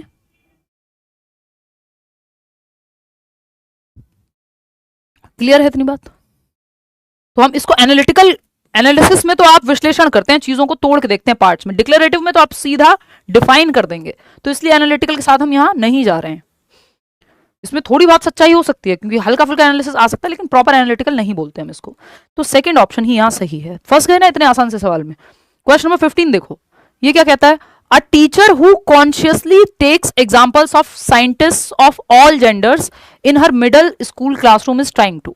यानी एक शिक्षिका जो अपने माध्यमिक स्कूल की कक्षा में सचेत रूप से सभी जेंडर के वैज्ञानिकों के उदाहरण लेती है, कोशिश कर रही है कि वो, मतलब साइंटिस्ट मेल भी हो सकते हैं फीमेल भी हो सकते हैं, है ना, या मैथमेटिशियंस मेल्स और फीमेल्स दोनों हो सकते हैं, एग्जांपल्स दोनों प्रयोग में ला रही है, चाहे एग्जांपल्स कम हो ज्यादा हो उसके कारण अलग अलग हो सकते हैं। इसका मतलब वो ट्राई कर रही है टू ब्रेक जेंडर स्टीरियोटाइप्स, कि किस पेशे को जेंडर से ना जोड़ा जाए, क्योंकि वो स्टीरियोटाइप बना है एक रीजन से, है ना, रूढ़िवादिता है उसमें कि चला आ रहा है इसलिए मान लिया गया है, उसमें कोई साइंटिफिक एविडेंस नहीं है। रीइंफोर्स नहीं कर रही, जेंडर डिस्क्रिमिनेशन को कम कर रही हैं, वो तो मजबूत नहीं कर रही, जेंडर आइडेंटिटी को एनेबल कर रही हैं। जेंडर आइडेंटिटी कि आप खुद को कैसे देखते हैं, किस रूप में देखते हैं, मेल फीमेल, बायोलॉजिकली डिफरेंट हो सकते हैं आप, कंस्ट्रक्ट जेंडर कॉन्स्टेंसी के जेंडर फिक्स होता है, ये सब भी बात नहीं हो रही है यहाँ पे। वो दोनों एग्जांपल्स ले रही हैं तो she is trying to break gender stereotypes को तोड़ने की कोशिश कर रही हैं वो। अगेन लेंदी सवाल, अजर्शन यानी अभिकथन, teachers should encourage children to focus on questions such as what is my learning goal and what do I need to do to get there. कि शिक्षकों को बच्चों को ऐसे सवाल, ऐसे प्रश्नों पे ध्यान केंद्रित करने के लिए प्रोत्साहित करना चाहिए। कैसे प्रश्न, कि भाई मेरा लर्निंग का गोल क्या है, मैं कितना स्कोर करना चाहता हूँ सीटेट में, मैं क्यों पढ़ रहा हूँ, मुझे क्या करना है, और वहां पहुंचने के लिए अगर 130 नंबर लाने हैं तो क्या करना होगा, रोज क्लासेस लेनी होंगी, खुद से प्रीवियस ईयर भी लगाने होंगे, या बैच लेना है तो बैच लेना होगा। तो इस तरह के सवाल जब आप खुद से पूछने के लिए प्रेरित करेंगे टीचर्स आपसे कि आपका गोल क्या है, आपको किस तरफ जाना है जीवन में, तो ये अच्छी बात है, करना चाहिए टीचर्स को। बच्चे की थिंकिंग प्रोसेस पे जोर डल रहा है। रीजन क्या है, बच्चा जितना सोचे उतना अच्छा है, ओवरथिंक नहीं बस। When students understand how to self assess their work performance they can use this understanding to help themselves learn and progress. इसका रीजन ये दिया है कि जब छात्र समझते हैं कि उनके काम के प्रदर्शन का आत्म मूल्यांकन कैसे किया जाए, तो वे इस समझ का उपयोग खुद से सीखने में करेंगे, अपनी प्रगति में करेंगे कि हाँ भाई मुझे किस तरफ जाना है, सेल्फ असेस कर रहे हैं, खुद का आकलन, और कहाँ पहुंचना है, कितने पानी में मैं हूं। ठीक, तो ये दोनों ही बातें सही है, both A and R correct, but A R सही एक्सप्लेनेशन भी 80% लोग फोर्थ ऑप्शन सही जवाब दे रहे हैं। आगे बढ़ेंगे क्वेश्चन नंबर 17 पे। In guided discovery approach of learning, अधिगम के निर्देशित खोज आधारित उपागम, यानी गाइडेड डिस्कवरी मतलब टीचर है जो हेल्प करेगा, बच्चे डिस्कवर करेंगे। इसकी बात ब्रूनर करते हैं, जो स्कैफोल्डिंग की भी बात करते हैं, तो टीचर यहां गाइड करेगा, स्कैफोल्ड करेगा।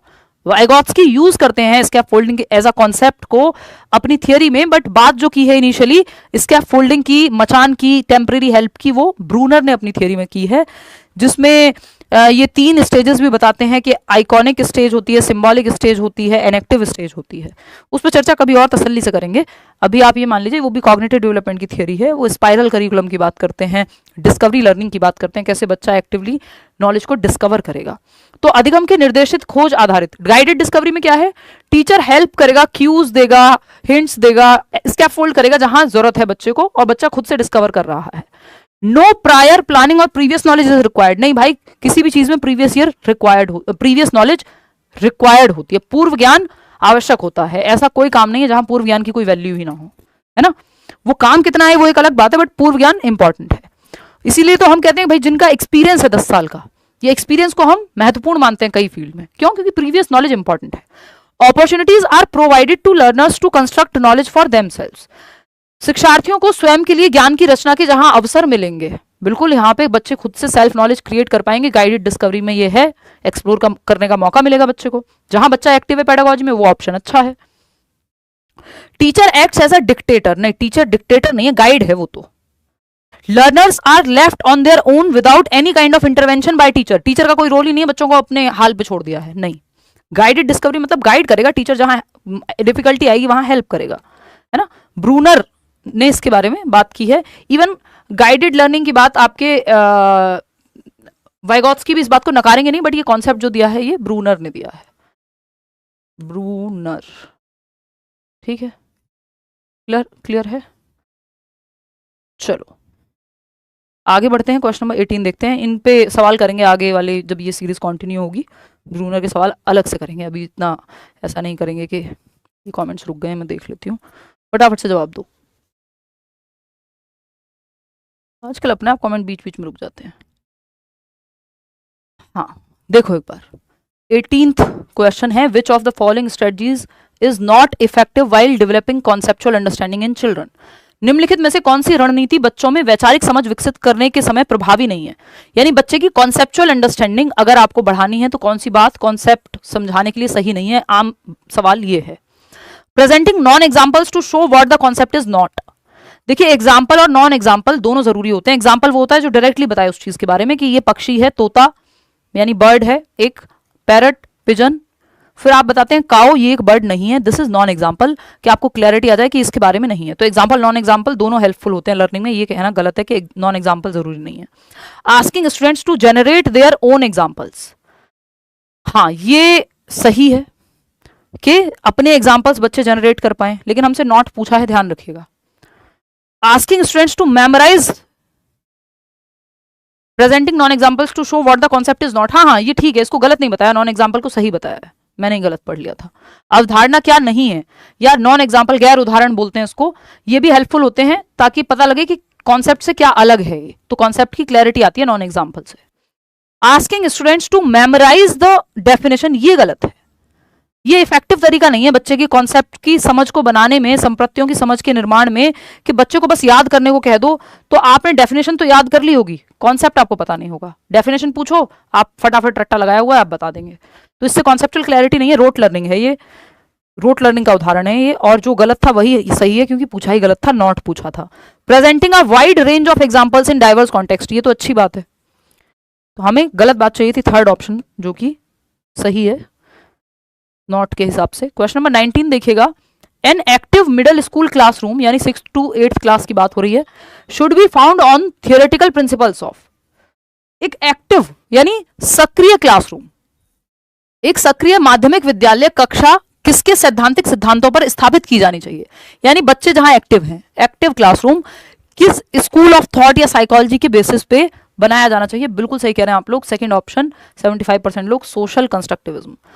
रचनावाद अकेले भी लिखा होता तो सही ही होता, सामाजिक रचनावाद, क्योंकि बच्चे सक्रिय हैं, ग्रुप में सीख रहे हैं, तो सोशल कंस्ट्रक्टिविज्म यानी वाइगॉत्स्की की बात हो रही है।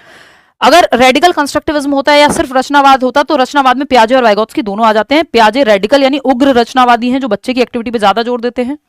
सोशल कंस्ट्रक्टिविस्ट यानी सामाजिक रचनावादी वाइगॉत्स्की हैं जो ग्रुप एक्टिविटीज पे या समाज के साथ सीखने पे ज्यादा जोर देते हैं, बट बच्चों को दोनों एक्टिव रखने पे जोर देते हैं। रचनावाद में बच्चा एक्टिव ही रहता है। मनोगत्यात्मकवाद को एजुकेशन में बहुत ज्यादा इस्तेमाल में नहीं लाया जाता है, ये फ्रॉइड का है और आपके सिलेबस में इसका कोई लेना देना है भी नहीं। साइको एनालिसिस भी इसी को बोलते हैं, फ्रॉइड वाले स्कूल ऑफ थॉट को, इसको साइकोसेक्सुअल थियरी भी बोलते हैं।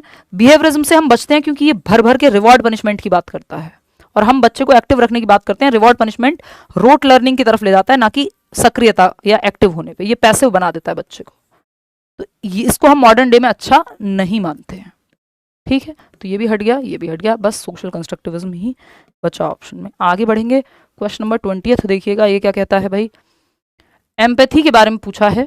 क्वेश्चन नंबर 20 कहता है, असर्शन है empathy depends on the ability to understand that others have feelings and to gauge their feelings. अभिकथन क्या है, समानुभूति यह समझने की योग्यता पर निर्भर करती है कि दूसरों की भावनाएं हैं और उनकी भावनाओं के अनुमान लगाने में भी मदद करती है। यानी एम्पैथी का मतलब क्या है कि जैसे आपके अंदर फीलिंग्स हैं वैसे ही दूसरे ह्यूमन बींग्स के अंदर भी फीलिंग्स हैं और उनकी फीलिंग्स, उनके मूड्स को समझने में एम्पैथी हेल्प करती है, क्योंकि आप खुद को उनके शूज में रख के देखते हैं, उनके जगह पे रख के देखते हैं। दिस इज एम्पैथी, समानुभूति है ना, कि आप खुद को दूसरे की सिचुएशन में रख के देख रहे हैं। सिंपैथी होती है बस आप दूर दूर से कुछ हद तक पिटी या दया का भाव है आपके अंदर, थोड़ा सौरो है कि हाँ बड़ा बुरा हुआ है यार बेचारे के साथ।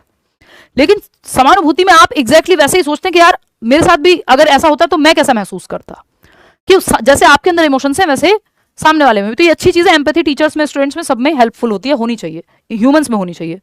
Emotions and cognition are not related to each other. अगर एम्पैथी थोड़ी सी दिखा लें वो लोग जो फेक पनीर और फेक दूध बेचते हैं या कितनी सारी केमिकल भर भर के जो है खाने की चीजें बेचते हैं, कि वही खाना अगर उनको भी खिलाया जाए उतना ही नुकसान उनके बच्चों का भी होगा जैसे वो किसी और के लिए ट्रांसपोर्ट कर रहे हैं उस सामान को जो कि खराब है, स्पेशली खाने के मामले में। तो ये क्या होगा, तो बहुत सारी चीजें, बहुत सारी गलत चीजें होनी बंद हो जाएंगी अगर एम्पैथाइज या एम्पैथी क्रिएट हो जाए इंसान में, है ना, कि खुद को दूसरे की जगह रख के देखने लगे। अगर emotions and cognition are not related to each other, ये तो कह ही नहीं सकते भाई, जो आपके इमोशंस है वो आपके दिमाग से रिलेटेड है, cognition and emotion are related, है ना, they are independent. In case of जेजोंग जब तक ना लिखा हो तब तक हम स्वतंत्र नहीं कह सकते, संबंधित नहीं है तो कहेंगे ही नहीं। इंटरट्वाइंड है, इंटरवोवन है, इंटर रिलेटेड है, अंतः संबंधित है दिल और दिमाग। अगर इमोशंस ठीक नहीं है, जीवन में कोई घटना घटी है, किसी की मृत्यु हुई है, लव्ड वन की, ब्रेकअप हुआ है, आपका दिमाग पे भी असर पड़ेगा उस चीज का। हो सकता है जो चीज आपको आती हो पेपर में वो भी ना कर पाओ उस दिन, अंतर आ सकता है, प्रभावित कर सकता है। अगर पॉजिटिवली प्रभावित कर रहा है तो हो सकता है आप बहुत अच्छा कर जाएं, है ना। तो इमोशंस प्रभावित करते हैं दिमाग को। ए तो सही है बट आर सही नहीं है, मतलब क्या हुआ, सेकंड ऑप्शन आप लोग कह रहे हैं जो कि सही बात है, आर फॉल्स है, ए तो सही है। ठीक है, आगे बढ़ेंगे नेक्स्ट क्वेश्चन पे। नेक्स्ट क्वेश्चन क्या है, question number 21, a middle school teacher can enable students become strategic self motivated learners. एक मिडिल स्कूल टीचर है, यानी 6 to 8 क्लास की टीचर है, एनेबल कर सकती हैं, हेल्प कर सकती हैं स्टूडेंट्स को to become strategic self motivated learners, कि खुद से बच्चे मोटिवेटेड रहे कि भाई एग्जाम तुम्हारा है, पेपर तुम्हारा है, पढ़ लो भाई, जीवन दोबारा नहीं मिलेगा, है ना, और मौका भी दोबारा नहीं मिलेगा नौकरी का।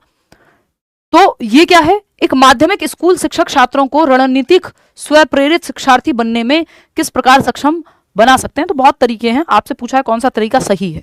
तरीके तो बहुत सारे, तरीका तो ये भी है कि पढ़ लो नहीं तो रिक्शा चलाओगे, बट ये कोई बहुत अच्छा तरीका नहीं है। हालांकि फियर से बहुत लोग काम कर जाते हैं, लेकिन that is not the right way for a teacher, at least teacher के लिए सही तरीका नहीं है, उसमें चाहे कितना भी सच हो। Providing varied forms of reinforcement for every task completed, हर बार जो भी आपने कार्य पूरा किया है उस पर पुनर्बलन, गुड, वेरी गुड, शाबाश कहना। तो सेल्फ मोटिवेशन नहीं है, तो बाहर से आपको कोई मोटिवेट करता रहेगा, कहता रहेगा, तब तक आप काम करेंगे। सेल्फ मोटिवेशन है कि बाहर से जरूरत ना पड़े, रीइंफोर्समेंट बाहर से मिलता है। Dictating well prepared answers two questions in the text book, ये रट्टाफिकेशन है, इससे कोई मोटिवेशन, सेल्फ मोटिवेशन नहीं है। Stressing upon objective type testing, ये भी, इसमें भी कोई सेल्फ मोटिवेशन का नामो निशान नहीं है। Encouraging students to develop their metacognitive knowledge and skills, कि बच्चों में उनकी थिंकिंग प्रक्रिया को, उनकी सोच को जगा दो कि वो गलतफहमी में ना जी रहे हो। अधिसंज्ञानात्मक ज्ञान, यानी वो रिफ्लेक्ट करें, रिव्यू करें अपने एक्शंस को, प्लान करें। थिंकिंग अबाउट थिंकिंग, कि भाई मैं पढ़ता नहीं हूं तो क्यों नहीं पढ़ता हूं, और नहीं पढ़ूंगा तो क्या होगा, क्या ये मेरे लिए जरूरी है, क्यों जरूरी है। अगर जरूरी है तो मुझे ठीक से करना होगा, प्लान करना होगा, रिव्यू करना होगा, रिफ्लेक्ट करना होगा, खुद से देखना होगा कि मैं सही दिशा में जा रहा हूं या नहीं जा रहा हूं। तो ये जिस दिन बच्चे में मेटाकॉग्निटिव स्किल्स आ जाएंगे कि वो थिंकिंग के बारे में भी अपनी थिंकिंग कर पाए, thinking about thinking, planning about planning, या फिर मैं कहूं फीलिंग अबाउट फीलिंग्स, कि वो कैसा महसूस कर रहा है, ये वो क्यों महसूस कर रहा है, ये वो देख पाए, तो ये हायर लेवल थिंकिंग हो जाएगी। ये बेटर है, इससे सेल्फ मोटिवेशन बनी रहेगी, बाहर से किसी को गुड, वेरी गुड कहने की जरूरत नहीं पड़ेगी, सेल्फ मोटिवेटेड रहोगे आप किस तरफ वीक हो, कैसे उस वीकनेस को मिटाना है, वो सारी स्ट्रेंथ और वीकनेस सब आप मेटाकॉग्निशन में देख लेते हो। Which of the following exemplifies intrinsic motivation, metacognition को एक दिन बहुत तसल्ली से समझेंगे, मुझे पता है कुछ लोगों को बीच में दिक्कत आती है ना। तो निम्नलिखित में से कौन सा आंतरिक अभिप्रेरणा का उदाहरण है। एक इंट्रिंसिक मोटिवेशन है, दूसरी एक्सट्रिंसिक मोटिवेशन है। इंटरनल जिसका रीजन अंदर है, एक्सटर्नल जिसका रीजन बाहर है। तो इंटरनल का उदाहरण ढूंढना हो तो सीधा तरीका है, जिसका रीजन बाहर ना हो वो इंटरनल है। जिसका रीजन बाहर दुनिया में नहीं मिलेगा, आपको अपने अंदर मिलेगा, इसका मतलब आप इंटरनली मोटिवेटेड हैं, जैसे मैं और आप अभी जुड़े हुए हैं।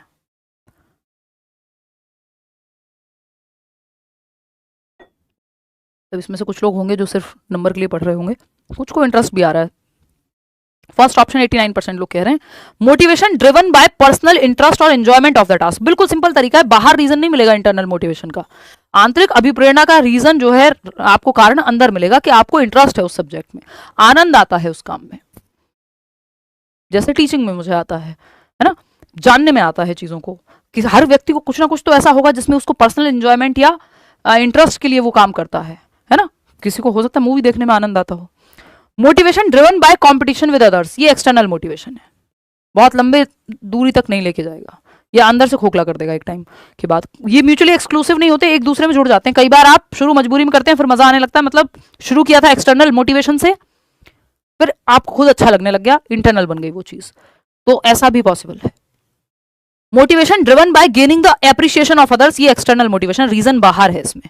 पर्सनल एंजॉयमेंट और इंटरेस्ट में, आपकी रुचि है किसी चीज में इसलिए गिटार बजाते हैं, तो या आपको पढ़ना पसंद है इसलिए पढ़ते हैं, पेपर की चिंता नहीं है, तो ये रीजन इंटरनल है। बट ये सारे एक्सटर्नल है, कि बाहरी प्रशंसा, प्रतिस्पर्धा, है ना, एक्सटर्नल रिवॉर्ड मिलेगा, फर्स्ट आऊंगा, ये सब एक्सटर्नल रीजंस है। मोटिवेशन ये भी है, काम इसमें भी कर रहे होगे, तो first option is the right answer. आगे बढ़ेंगे, क्वेश्चन नंबर 23 देखिएगा। Which debate is highlighted in the following question, development की डिबेट के बारे में बात हो रही है, ध्यान से पढ़ना। डज एन इंडिविजुअल्स, ये सबसे इंपॉर्टेंट सवाल है आज का, इन अ वे, फटाफट से बताओ। पेमेंट नहीं हो रहा है करियर में, क्यूआर कोड नहीं आ रहा है। यार मैं आपको ना एक हेल्पलाइन नंबर दे रही हूँ, टीचिंग के लिए हमने अभी बनवाया है बोल करके, क्योंकि बहुत लोगों को अलग अलग तरह की समस्याएं आ रही थी, क्योंकि बहुत संख्या में लोग जो है एडमिशन ले रहे होते हैं कई बार। तो मैंने उदय सर को बोला था, एक नंबर है, ये मैं लिखवा दे रही हूँ, अभी आएंगे इस सवाल पे वापस। ये टीचिंग की हेल्पलाइन है करियर पे, 9319 285149। ठीक है, करियर विल टीचिंग।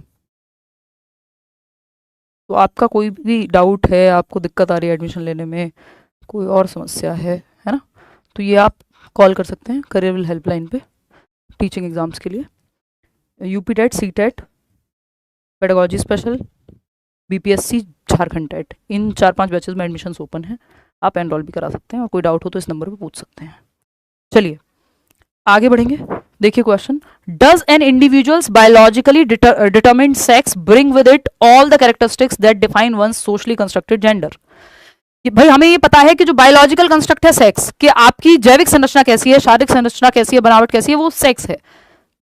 आप महसूस कैसे करते हैं अपने अंदर और समाज से आपने क्या सीखा है कि लड़के कैसे रहते हैं, लड़कियां कैसे रहती हैं, वो जेंडर है, जेंडर रोल्स हैं। क्या किसी व्यक्ति का जैविक रूप से निर्धारित जेंडर, ये जैविक रूप से निर्धारित सेक्स यहां पे लिखा होना चाहिए था। सेक्स अपने साथ वे सभी विशेषताएं लाता है जो किसी के सामाजिक रूप से निर्मित जेंडर को परिभाषित करती हैं। यानी क्या बायोलॉजिकली ये चीज सुनिश्चित होती है कि जैसे आप सोशली बिहेव कर रहे हैं कि लड़कियां साड़ी पहनेंगी, ये बायोलॉजी में लिखा हुआ है? नहीं भाई, इंडिया में पहन रही हैं, अमेरिका में कुछ और पहन रही होंगी, यूरोप में कुछ और चल रहा होगा ड्रेसिंग स्टाइल। तो ये बायोलॉजिकली आप कैसे बने हैं, ये थोड़ी तय होता है सेक्स से, कि आपकी बायोलॉजिकल संरचना जो है सेक्स से ये निर्धारित थोड़ी होता है कि जेंडर जो कि सोशली कंस्ट्रक्टेड है, सामाजिक निर्माण है, सामाजिक कंस्ट्रक्ट है, संरचना है, जिसको हम जेंडर कह रहे हैं, कि लड़कियां, फिर उसमें स्टीरियोटाइपिंग आ जाती है। तो ऐसा नहीं है कि जो बायोलॉजिकली डिटरमिन्ड सेक्स है वो ब्रिंग, मतलब जन्म के साथ आपकी बायोलॉजिकल डिटर्मिनेशन, आपके डिटर्मिनेशन के साथ, आपकी जैविक संरचना के साथ ये बात तय नहीं हो रही है कि सोशली आप जेंडर को कैसे देखेंगे। जेंडर अपने आप में डायनेमिक है।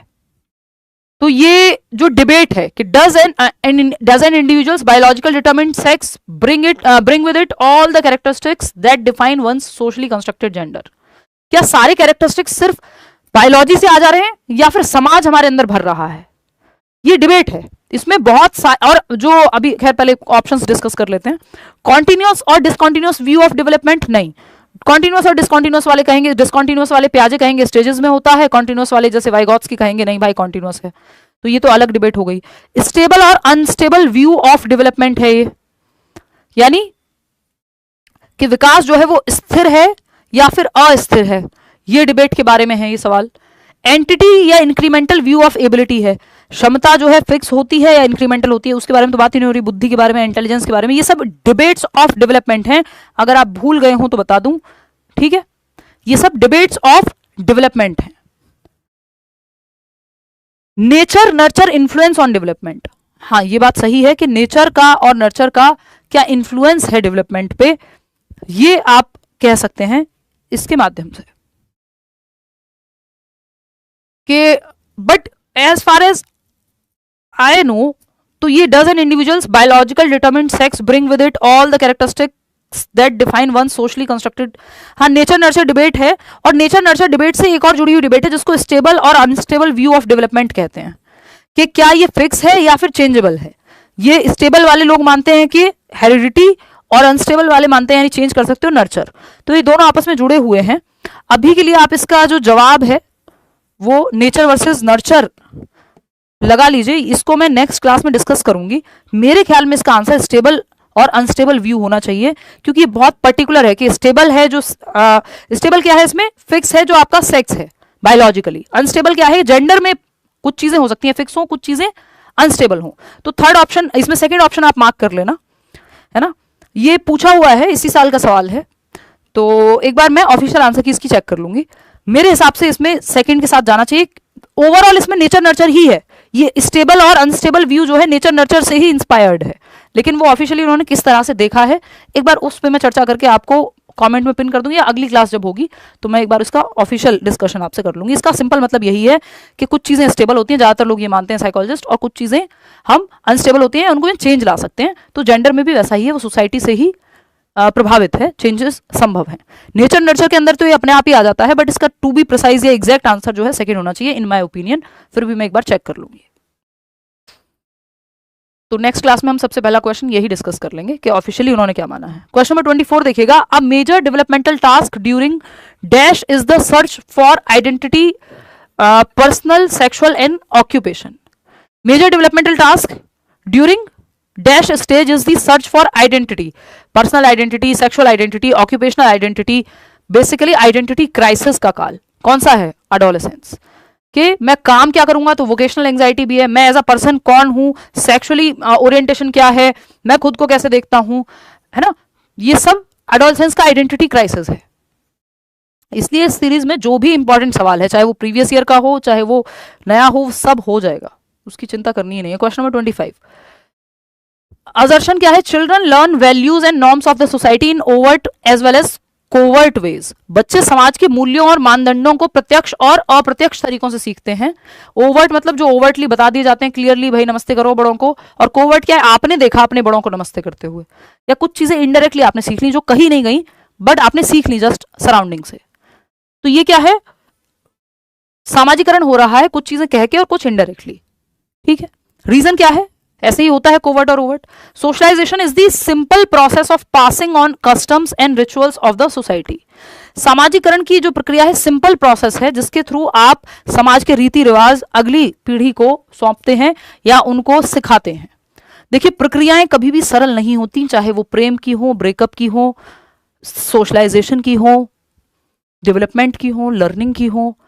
अगर कोई भी चीज प्रोसेस है तो वो इजी नहीं होगी, वो कॉम्प्लेक्स होगी, सिंपल नहीं होगी, ध्यान रखिएगा, है ना। जीवन में भी काम आएगा आपको, चाहे वो एग्जाम की तैयारी की ही प्रोसेस क्यों ना हो। सिंपल कुछ नहीं होता, प्रोसेस कॉम्प्लेक्स होती है, आगे पीछे जटिलताएं होती हैं, उतार चढ़ाव आते हैं प्रोसेस में। स्ट्रेट लाइन थोड़ी होती है प्रोसेस, सिंपल नहीं हो सकती प्रोसेस। तो ये रीजन तो अपने आप ही हट गया। तो इसका जो फोर्थ ऑप्शन आप लोग देने में लगे हुए हैं, ये गलत जवाब है, क्योंकि ये सोशलाइजेशन के बारे में तो है, बट ये बात ही गलत है कि सिंपल प्रोसेस है सोशलाइजेशन, जीवन पर्यंत चलती है भाई, कॉम्प्लेक्स प्रोसेस है। बहुत सारी चीजें आप ओवर्टली सीखते हैं, कोवर्टली सीखते हैं, कुछ चीजों को आप चैलेंज करते हैं, कुछ चीजें बदल जानी चाहिए समय के साथ। समझ रहे हो बात को? तो A is true but R is false.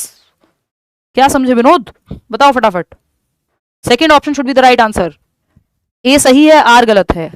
आप क्या कह रहे हैं कि नहीं दोनों सही हैं, दोनों का आंसर भी सही है? रट्टा लगाना भूल जाओ सरकार। क्वेश्चन नंबर 26 देखिएगा, as per Jean Piaget's theory of cognitive development, which of the following abilities distinguishes formal operational thinking from concrete operational thinking? ये बहुत सवाल आता है, कभी कह देंगे प्री ऑपरेशनल से कॉन्क्रीट ऑपरेशनल को क्या चीज अलग करती है, इसमें पूछ लिया फॉर्मल ऑपरेशनल से कॉन्क्रीट ऑपरेशनल में क्या डिफरेंस है। कैसे पता चलेगा किस एक कैरेक्टरिस्टिक से कि बच्चा कॉन्क्रीट में है कि फॉर्मल ऑपरेशनल में है? कॉन्क्रीट थर्ड स्टेज है 7 से 11 वाली, और ये 11 एंड अबव फाइनल औपचारिक संक्रियात्मक है। कंजर्वेशन फॉर्मल ऑपरेशनल और कॉन्क्रीट ऑपरेशनल की बात हो रही है। कंजर्वेशन अगर प्री ऑपरेशनल और कॉन्क्रीट की हो रही होती तो अंतर हो जाता। ऑब्जेक्ट परमानेंस की तो यहाँ बात ही नहीं है, तो जन्म से 2 वर्ष में आ जाता है वस्तु स्थायित्व। सिंबॉलिक प्ले ये 2 से 7 में, तो ये प्री ऑपरेशनल से अलग करना होता तो आ जाता। ठीक है, बचा क्या? एब्स्ट्रैक्ट लॉजिक, क्योंकि कंजर्वेशन तो आ जाता है कॉन्क्रीट ऑपरेशनल में, है ना। ये कंजर्वेशन पूछे तो प्री ऑपरेशनल से अलग करता है, ये प्री ऑपरेशनल को सेंसरी मोटर से अलग करता है, ये प्री ऑपरेशनल को कॉन्क्रीट ऑपरेशनल से अलग करता है। लेकिन अमूर्त तर्क जो है वो कॉन्क्रीट को फॉर्मल ऑपरेशनल से अलग करता है, क्योंकि कॉन्क्रीट और फॉर्मल में ये अंतर है कि कॉन्क्रीट ऑपरेशनल में मूर्त संक्रियात्मक में अमूर्त चिंतन नहीं आया, क्योंकि वो तो कॉन्क्रीट है, मूर्त है। कॉन्क्रीट वो चीजें जिनको आप देख सकते हो, छू सकते हो, टच कर सकते हो, फील कर सकते हो। अमूर्त चीजें आपके विचारों में होती हैं कई बार। अब लव एक्चुअल में कहीं थोड़ी है, आप करते रहो चर्चा, फीलिंग है, एब्स्ट्रैक्ट है ना। तो अमूर्त चिंतन जैसे बहुत सारे हाइपोथेटिकल सिचुएशंस हो सकती हैं, थियरम्स वगैरह प्रूव करना हुआ, तो ये फोर्थ ऑप्शन है। एब्स्ट्रैक्ट लॉजिक जो है वो आपका आता है लास्ट स्टेज में, फॉर्मल में। क्वेश्चन नंबर 24 देखेंगे, इसमें कितने लोगों ने सही जवाब दिया? 71%। चलो बहुत बढ़िया। क्वेश्चन नंबर 27 देखो, 3 सवाल और हैं।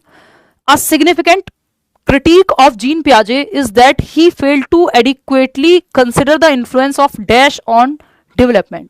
कि जीन प्याजे की ये एक महत्वपूर्ण आलोचना है, आप कितने भी महान बन जाइए, लोग आलोचना आपकी करते रहेंगे। इसका एग्जाम्पल है कि जीन प्याजे की भी आलोचनाएं होती हैं। यह है कि वह विकास पर डैश के प्रभाव पर पर्याप्त रूप से विचार करने में विफल थे। मतलब उन्होंने कोई एक एस्पेक्ट था डेवलपमेंट पे जिसको महत्व नहीं दिया, जिसकी वजह से उनकी आलोचना होती है, क्रिटिसाइज किया जाता है इस चीज के लिए उन्हें। तो आप बताएंगे।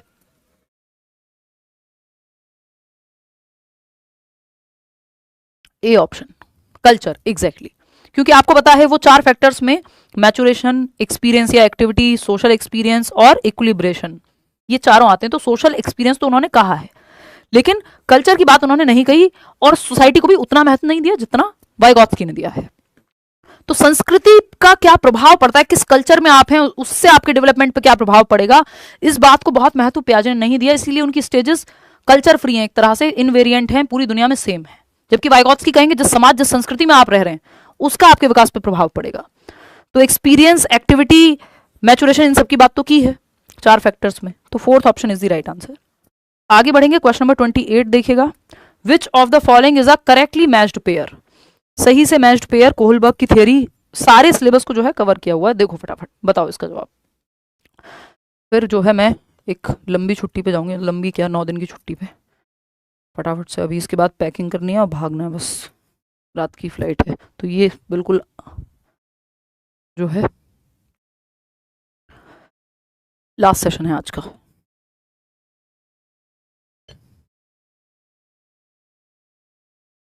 गुड मॉर्निंग मैम, बहुत बढ़िया, गुड मॉर्निंग जी। क्वेश्चन नंबर 28, चलिए देख लेते हैं। Question number 28, which of the following is a correctly matched pair? Good boy good girl orientation, greatest good for greater numbers. नहीं भाई, गुड बॉय गुड गर्ल को तो पढ़ी ही नहीं है, ग्रेटेस्ट नंबर की नहीं पढ़ी, अच्छा लड़का अच्छी लड़की को, ये 3rd स्टेज है। तो यहां तो के कोई बात नहीं, दुनिया में लोग मतलब दुनिया में कुछ भी होता रहे, आप कुप्रथाएं भी चलाते रहोगे, दहेज भी चल रहा है तो चले, क्योंकि आपके माँ बाप तो कहेंगे हमारे यहाँ तो ऐसे ही होता है बेटा, तुम तो गुड बॉय तभी कहलाओगे जब बात मानोगे। तो अब ये ग्रेटर गुड के लिए सही नहीं है, लेकिन आप लगे पड़े हैं गलत काम को भी सही करने में। क्यों? क्योंकि आपको तो प्रेज चाहिए, प्रशंसा चाहिए। तो ये एक्सप्लेनेशन गलत है, ये 5th स्टेज का एक्सप्लेनेशन है 3rd स्टेज पे। लॉ एंड ऑर्डर ओरिएंटेशन में upholding principles of social justice for humanity, principles की कोई बात ही नहीं होती लॉ एंड ऑर्डर में। तो सिंपल आपको एक ऑर्डर फॉलो करना है ताकि सोसाइटी में केओस ना हो, एक क्रम बना रहे, सब नियम का पालन करें। सब रेड लाइट तोड़ेंगे तो कैसे चलेगा। Social contract orientation, consideration of perception of others, दूसरों के धारणा पर ध्यान देना या परसेप्शन पे ध्यान देना, सोशल कॉन्ट्रैक्ट ओरिएंटेशन है। पनिशमेंट एंड ओबीडियंस क्या कह रहा है भाई? Avoidance of bad consequences. यही सबसे सच्ची बात है यहाँ पे जो सही कही गई है, क्योंकि सोशल कॉन्ट्रैक्ट ओरिएंटेशन में consideration of perception of others नहीं, अगर बड़े ग्रेटर गुड का, यानी ये जो पहले वाली एक्सप्लेनेशन है ये इसकी है 3rd की, है ना। ये अच्छा सवाल बनाया उन्होंने। तो punishment and obedience orientation, avoidance of bad consequences, क्योंकि ये पहली ही स्टेज है कोहलबर्ग की मॉरल डेवलपमेंट में, प्री कन्वेंशनल मॉरलिटी। खुद की मॉरलिटी 0 होती है इस स्टेज में।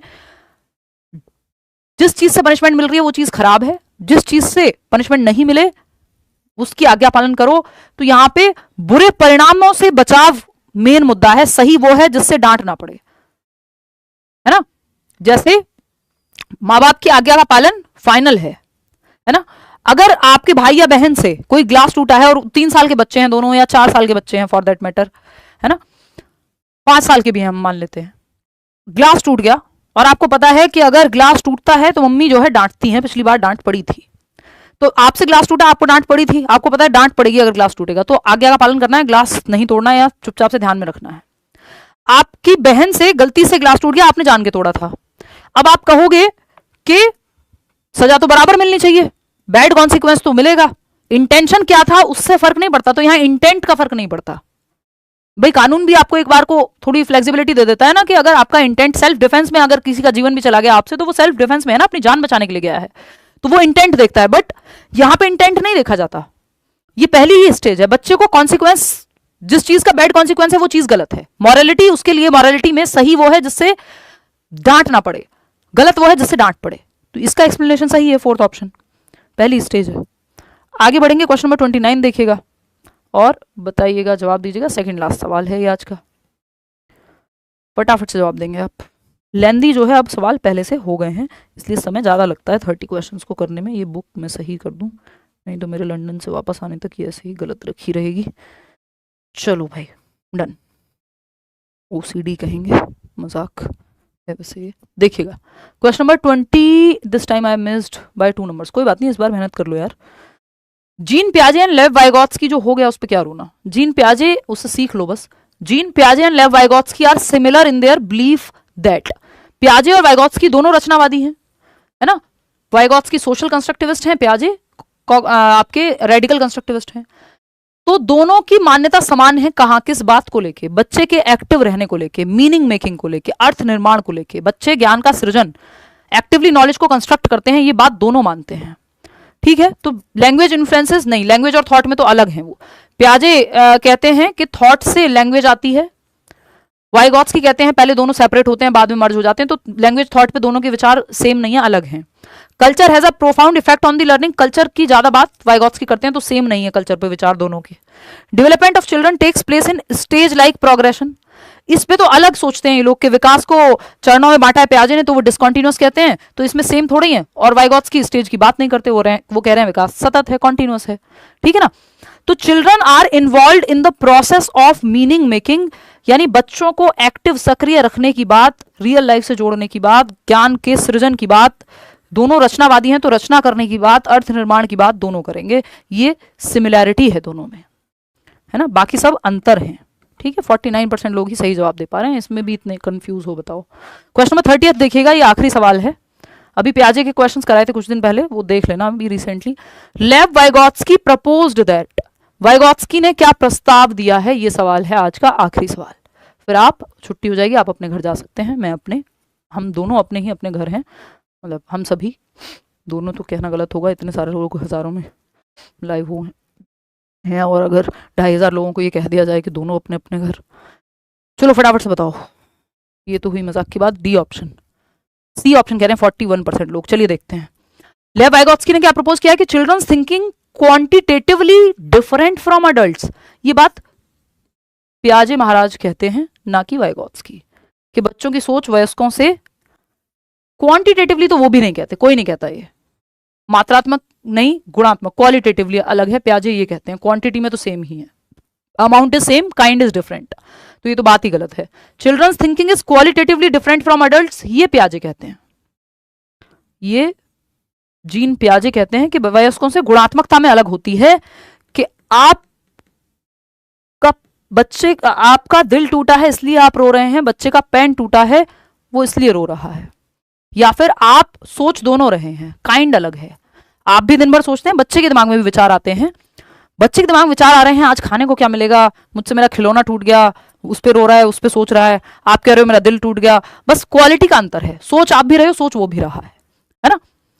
तो ये बात पियाजे कह रहे हैं कि क्वालिटी में अलग है, गुणात्मकता में अलग है, kind is different, amount same है, क्वालिटी अलग है सोच की, बच्चे और बड़े की। Children have a lot of potential which includes tasks they can do with other support, ये वाइगॉत्स्की कह रहे हैं। Children are born unruly and society needs to teach them social behaviours, बच्चों में कमी दोनों में से कोई नहीं निकालता, और नियंत्रित पैदा होते हैं, उनको नियंत्रित करना है, फालतू बातें हैं। बच्चे सीखने की क्षमता के साथ जन्म लेते हैं या सीखने की क्षमता रखते हैं, ये दोनों कहते हैं। Children have a lot of potential, बच्चों में बहुत क्षमता होती है, पोटेंशियल होता है ना, संभावनाएं होती हैं, जो जिन्हें दूसरों के सहयोग से बाहर लाया जा सकता है, इसीलिए आप कोचिंग लेते हैं, क्योंकि मोर नॉलेजेबल अदर, ये MKO जो लिखा है इसकी बात वाइगॉत्स्की करते हैं, कि जो व्यक्ति आपसे ज्यादा जानता है, चाहे वो किताब हो, कोई टीचर हो, कोई दोस्त हो आपका, आपसे छोटा भाई बहन भी हो सकता है, एज मैटर नहीं करती वाइगॉत्स्की के लिए, आप में से कई लोग मेरे से एज में बड़े होंगे, है ना, वो मैटर नहीं करता इनके लिए, जो आपसे उस क्षेत्र में ज्यादा जानता है, जरूरी नहीं है कि मैं आपसे मैथ्स में ज्यादा जानती हूँ, ठीक, जिसका उस चीज में एक्सपीरियंस है वो आपको सिखा सकता है, जिसको साइकिल चलानी आती है वही तो साइकिल चलाना सिखाएगा, है ना। तो ये एक बेसिक बात है, थर्ड जो ऑप्शन है यहाँ पे वो सही है। आउट ऑफ 30 क्वेश्चंस कितने ठीक किए वो आप कमेंट्स में बताएंगे, कहीं भी डाउट हो। एक क्वेश्चन है वो अनस्टेबल और स्टेबल वाला, वो मैं अपनी नजर में ठीक हूँ उसके एक्सप्लेनेशन में, और जो आपको मैंने बताया है, फिर भी मैं ऑफिशियली एक बार चेक कर लूंगी, क्योंकि उस तरह की सिचुएशन में ऑफिशियल के साथ ही जाना चाहिए। लाइक शेयर सब्सक्राइब आप कर लीजिएगा, बैच में एनरोल कर लीजिएगा, इतने बाकी टीचर्स आपके साथ पढ़िए, और इसका जो PDF है आपको वो टेलीग्राम चैनल पे मिल जाएगा। सिर्फ डिटेल में पेडागोजी पढ़नी हो तो पेडागोजी स्पेशल ज्वाइन कर लीजिएगा, लेकिन सीटेट के लिए मत कीजिएगा, क्योंकि सीटेट के लेवल से बहुत ज़्यादा पेडागोजी बैच में पढ़ाई जाती है बाकी एग्जाम्स के लिए। ये PDFs और बाकी की PDFs आपको टेलीग्राम चैनल पे कल मिल जाएंगी। और इसके अलावा आप आउट ऑफ 30 कितने नंबर लेकर के आए वो बताएंगे। और अब हम मिलेंगे 8 जून को, है ना। नेक्स्ट क्लास जो होगी आपकी वो शायद मैंने बताई भी है, बैचेस में भी आज बताया ही है, लिखा होगा कहीं तो। हटा दिया था, अच्छा कोई बात नहीं। तो बैच में एनरोल करने के लिए आप करियर लैब डाउनलोड करेंगे और टीचिंग एग्जाम्स में जाएंगे। सीटेट का बैच हो चाहे। नेक्स्ट क्लास आपकी 8 जून को होगी, मंडे, यही यूट्यूब वाली 9 बजे। बाकी बैचेस में जो क्लास है उसका टाइम बता भी दिया है, कुछ एडवांस में भी वीडियोस मैंने डलवा दिए हैं, वो सब मैं पढ़ाऊंगी भी लाइव आके। बट ये है कि वो कुछ टॉपिक्स ऐसे हैं जो या तो सिलेबस में नहीं है तो आपको पढ़ लेने चाहिए, जैसे यूपी टेट में है, या एक्स्ट्रा में जिनके पास समय है रिवीजन तो आप करेंगे, तो आपके पास उतने दिन पढ़ने के लिए हो। बाकी टीचर्स तो लाइव पढ़ाएंगे। Happy journey ma'am, thank you so much ji, see you. और जल्दी मिलते हैं। अब मैं खाना खाती हूँ, हेड वॉश करती हूँ, पैकिंग करती हूँ और भाग जाती हूँ, नहीं तो मेरी फ़्लाइट जो है छूट जाएगी। चलिए टेक केयर, मतलब नहीं छूटेगी। हाँ, watching you from Arunachal Pradesh, धन्यवाद जी। गुड नाइट तो प्लेन में होगी। चलिए टेक केयर, धन्यवाद आपका, थैंक यू सो मच। हम 8 जून को मिलेंगे, इतने आपकी छुट्टियां रहेंगी। बाकी टीचर्स की क्लास बीच में मैं कुछ दिन लगवा दूंगी बात करके, और मैं आपको मिलूंगी 8 जून को, है ना। तब तक मैं घूम के आती हूँ, थोड़ा सा ब्रेक लेती हूँ। चलिए टेक केयर, बाय बाय। कोई भी आपका मन में सवाल हो, कुछ भी हो तो आप पूछ लीजिएगा कमेंट्स में। Take care.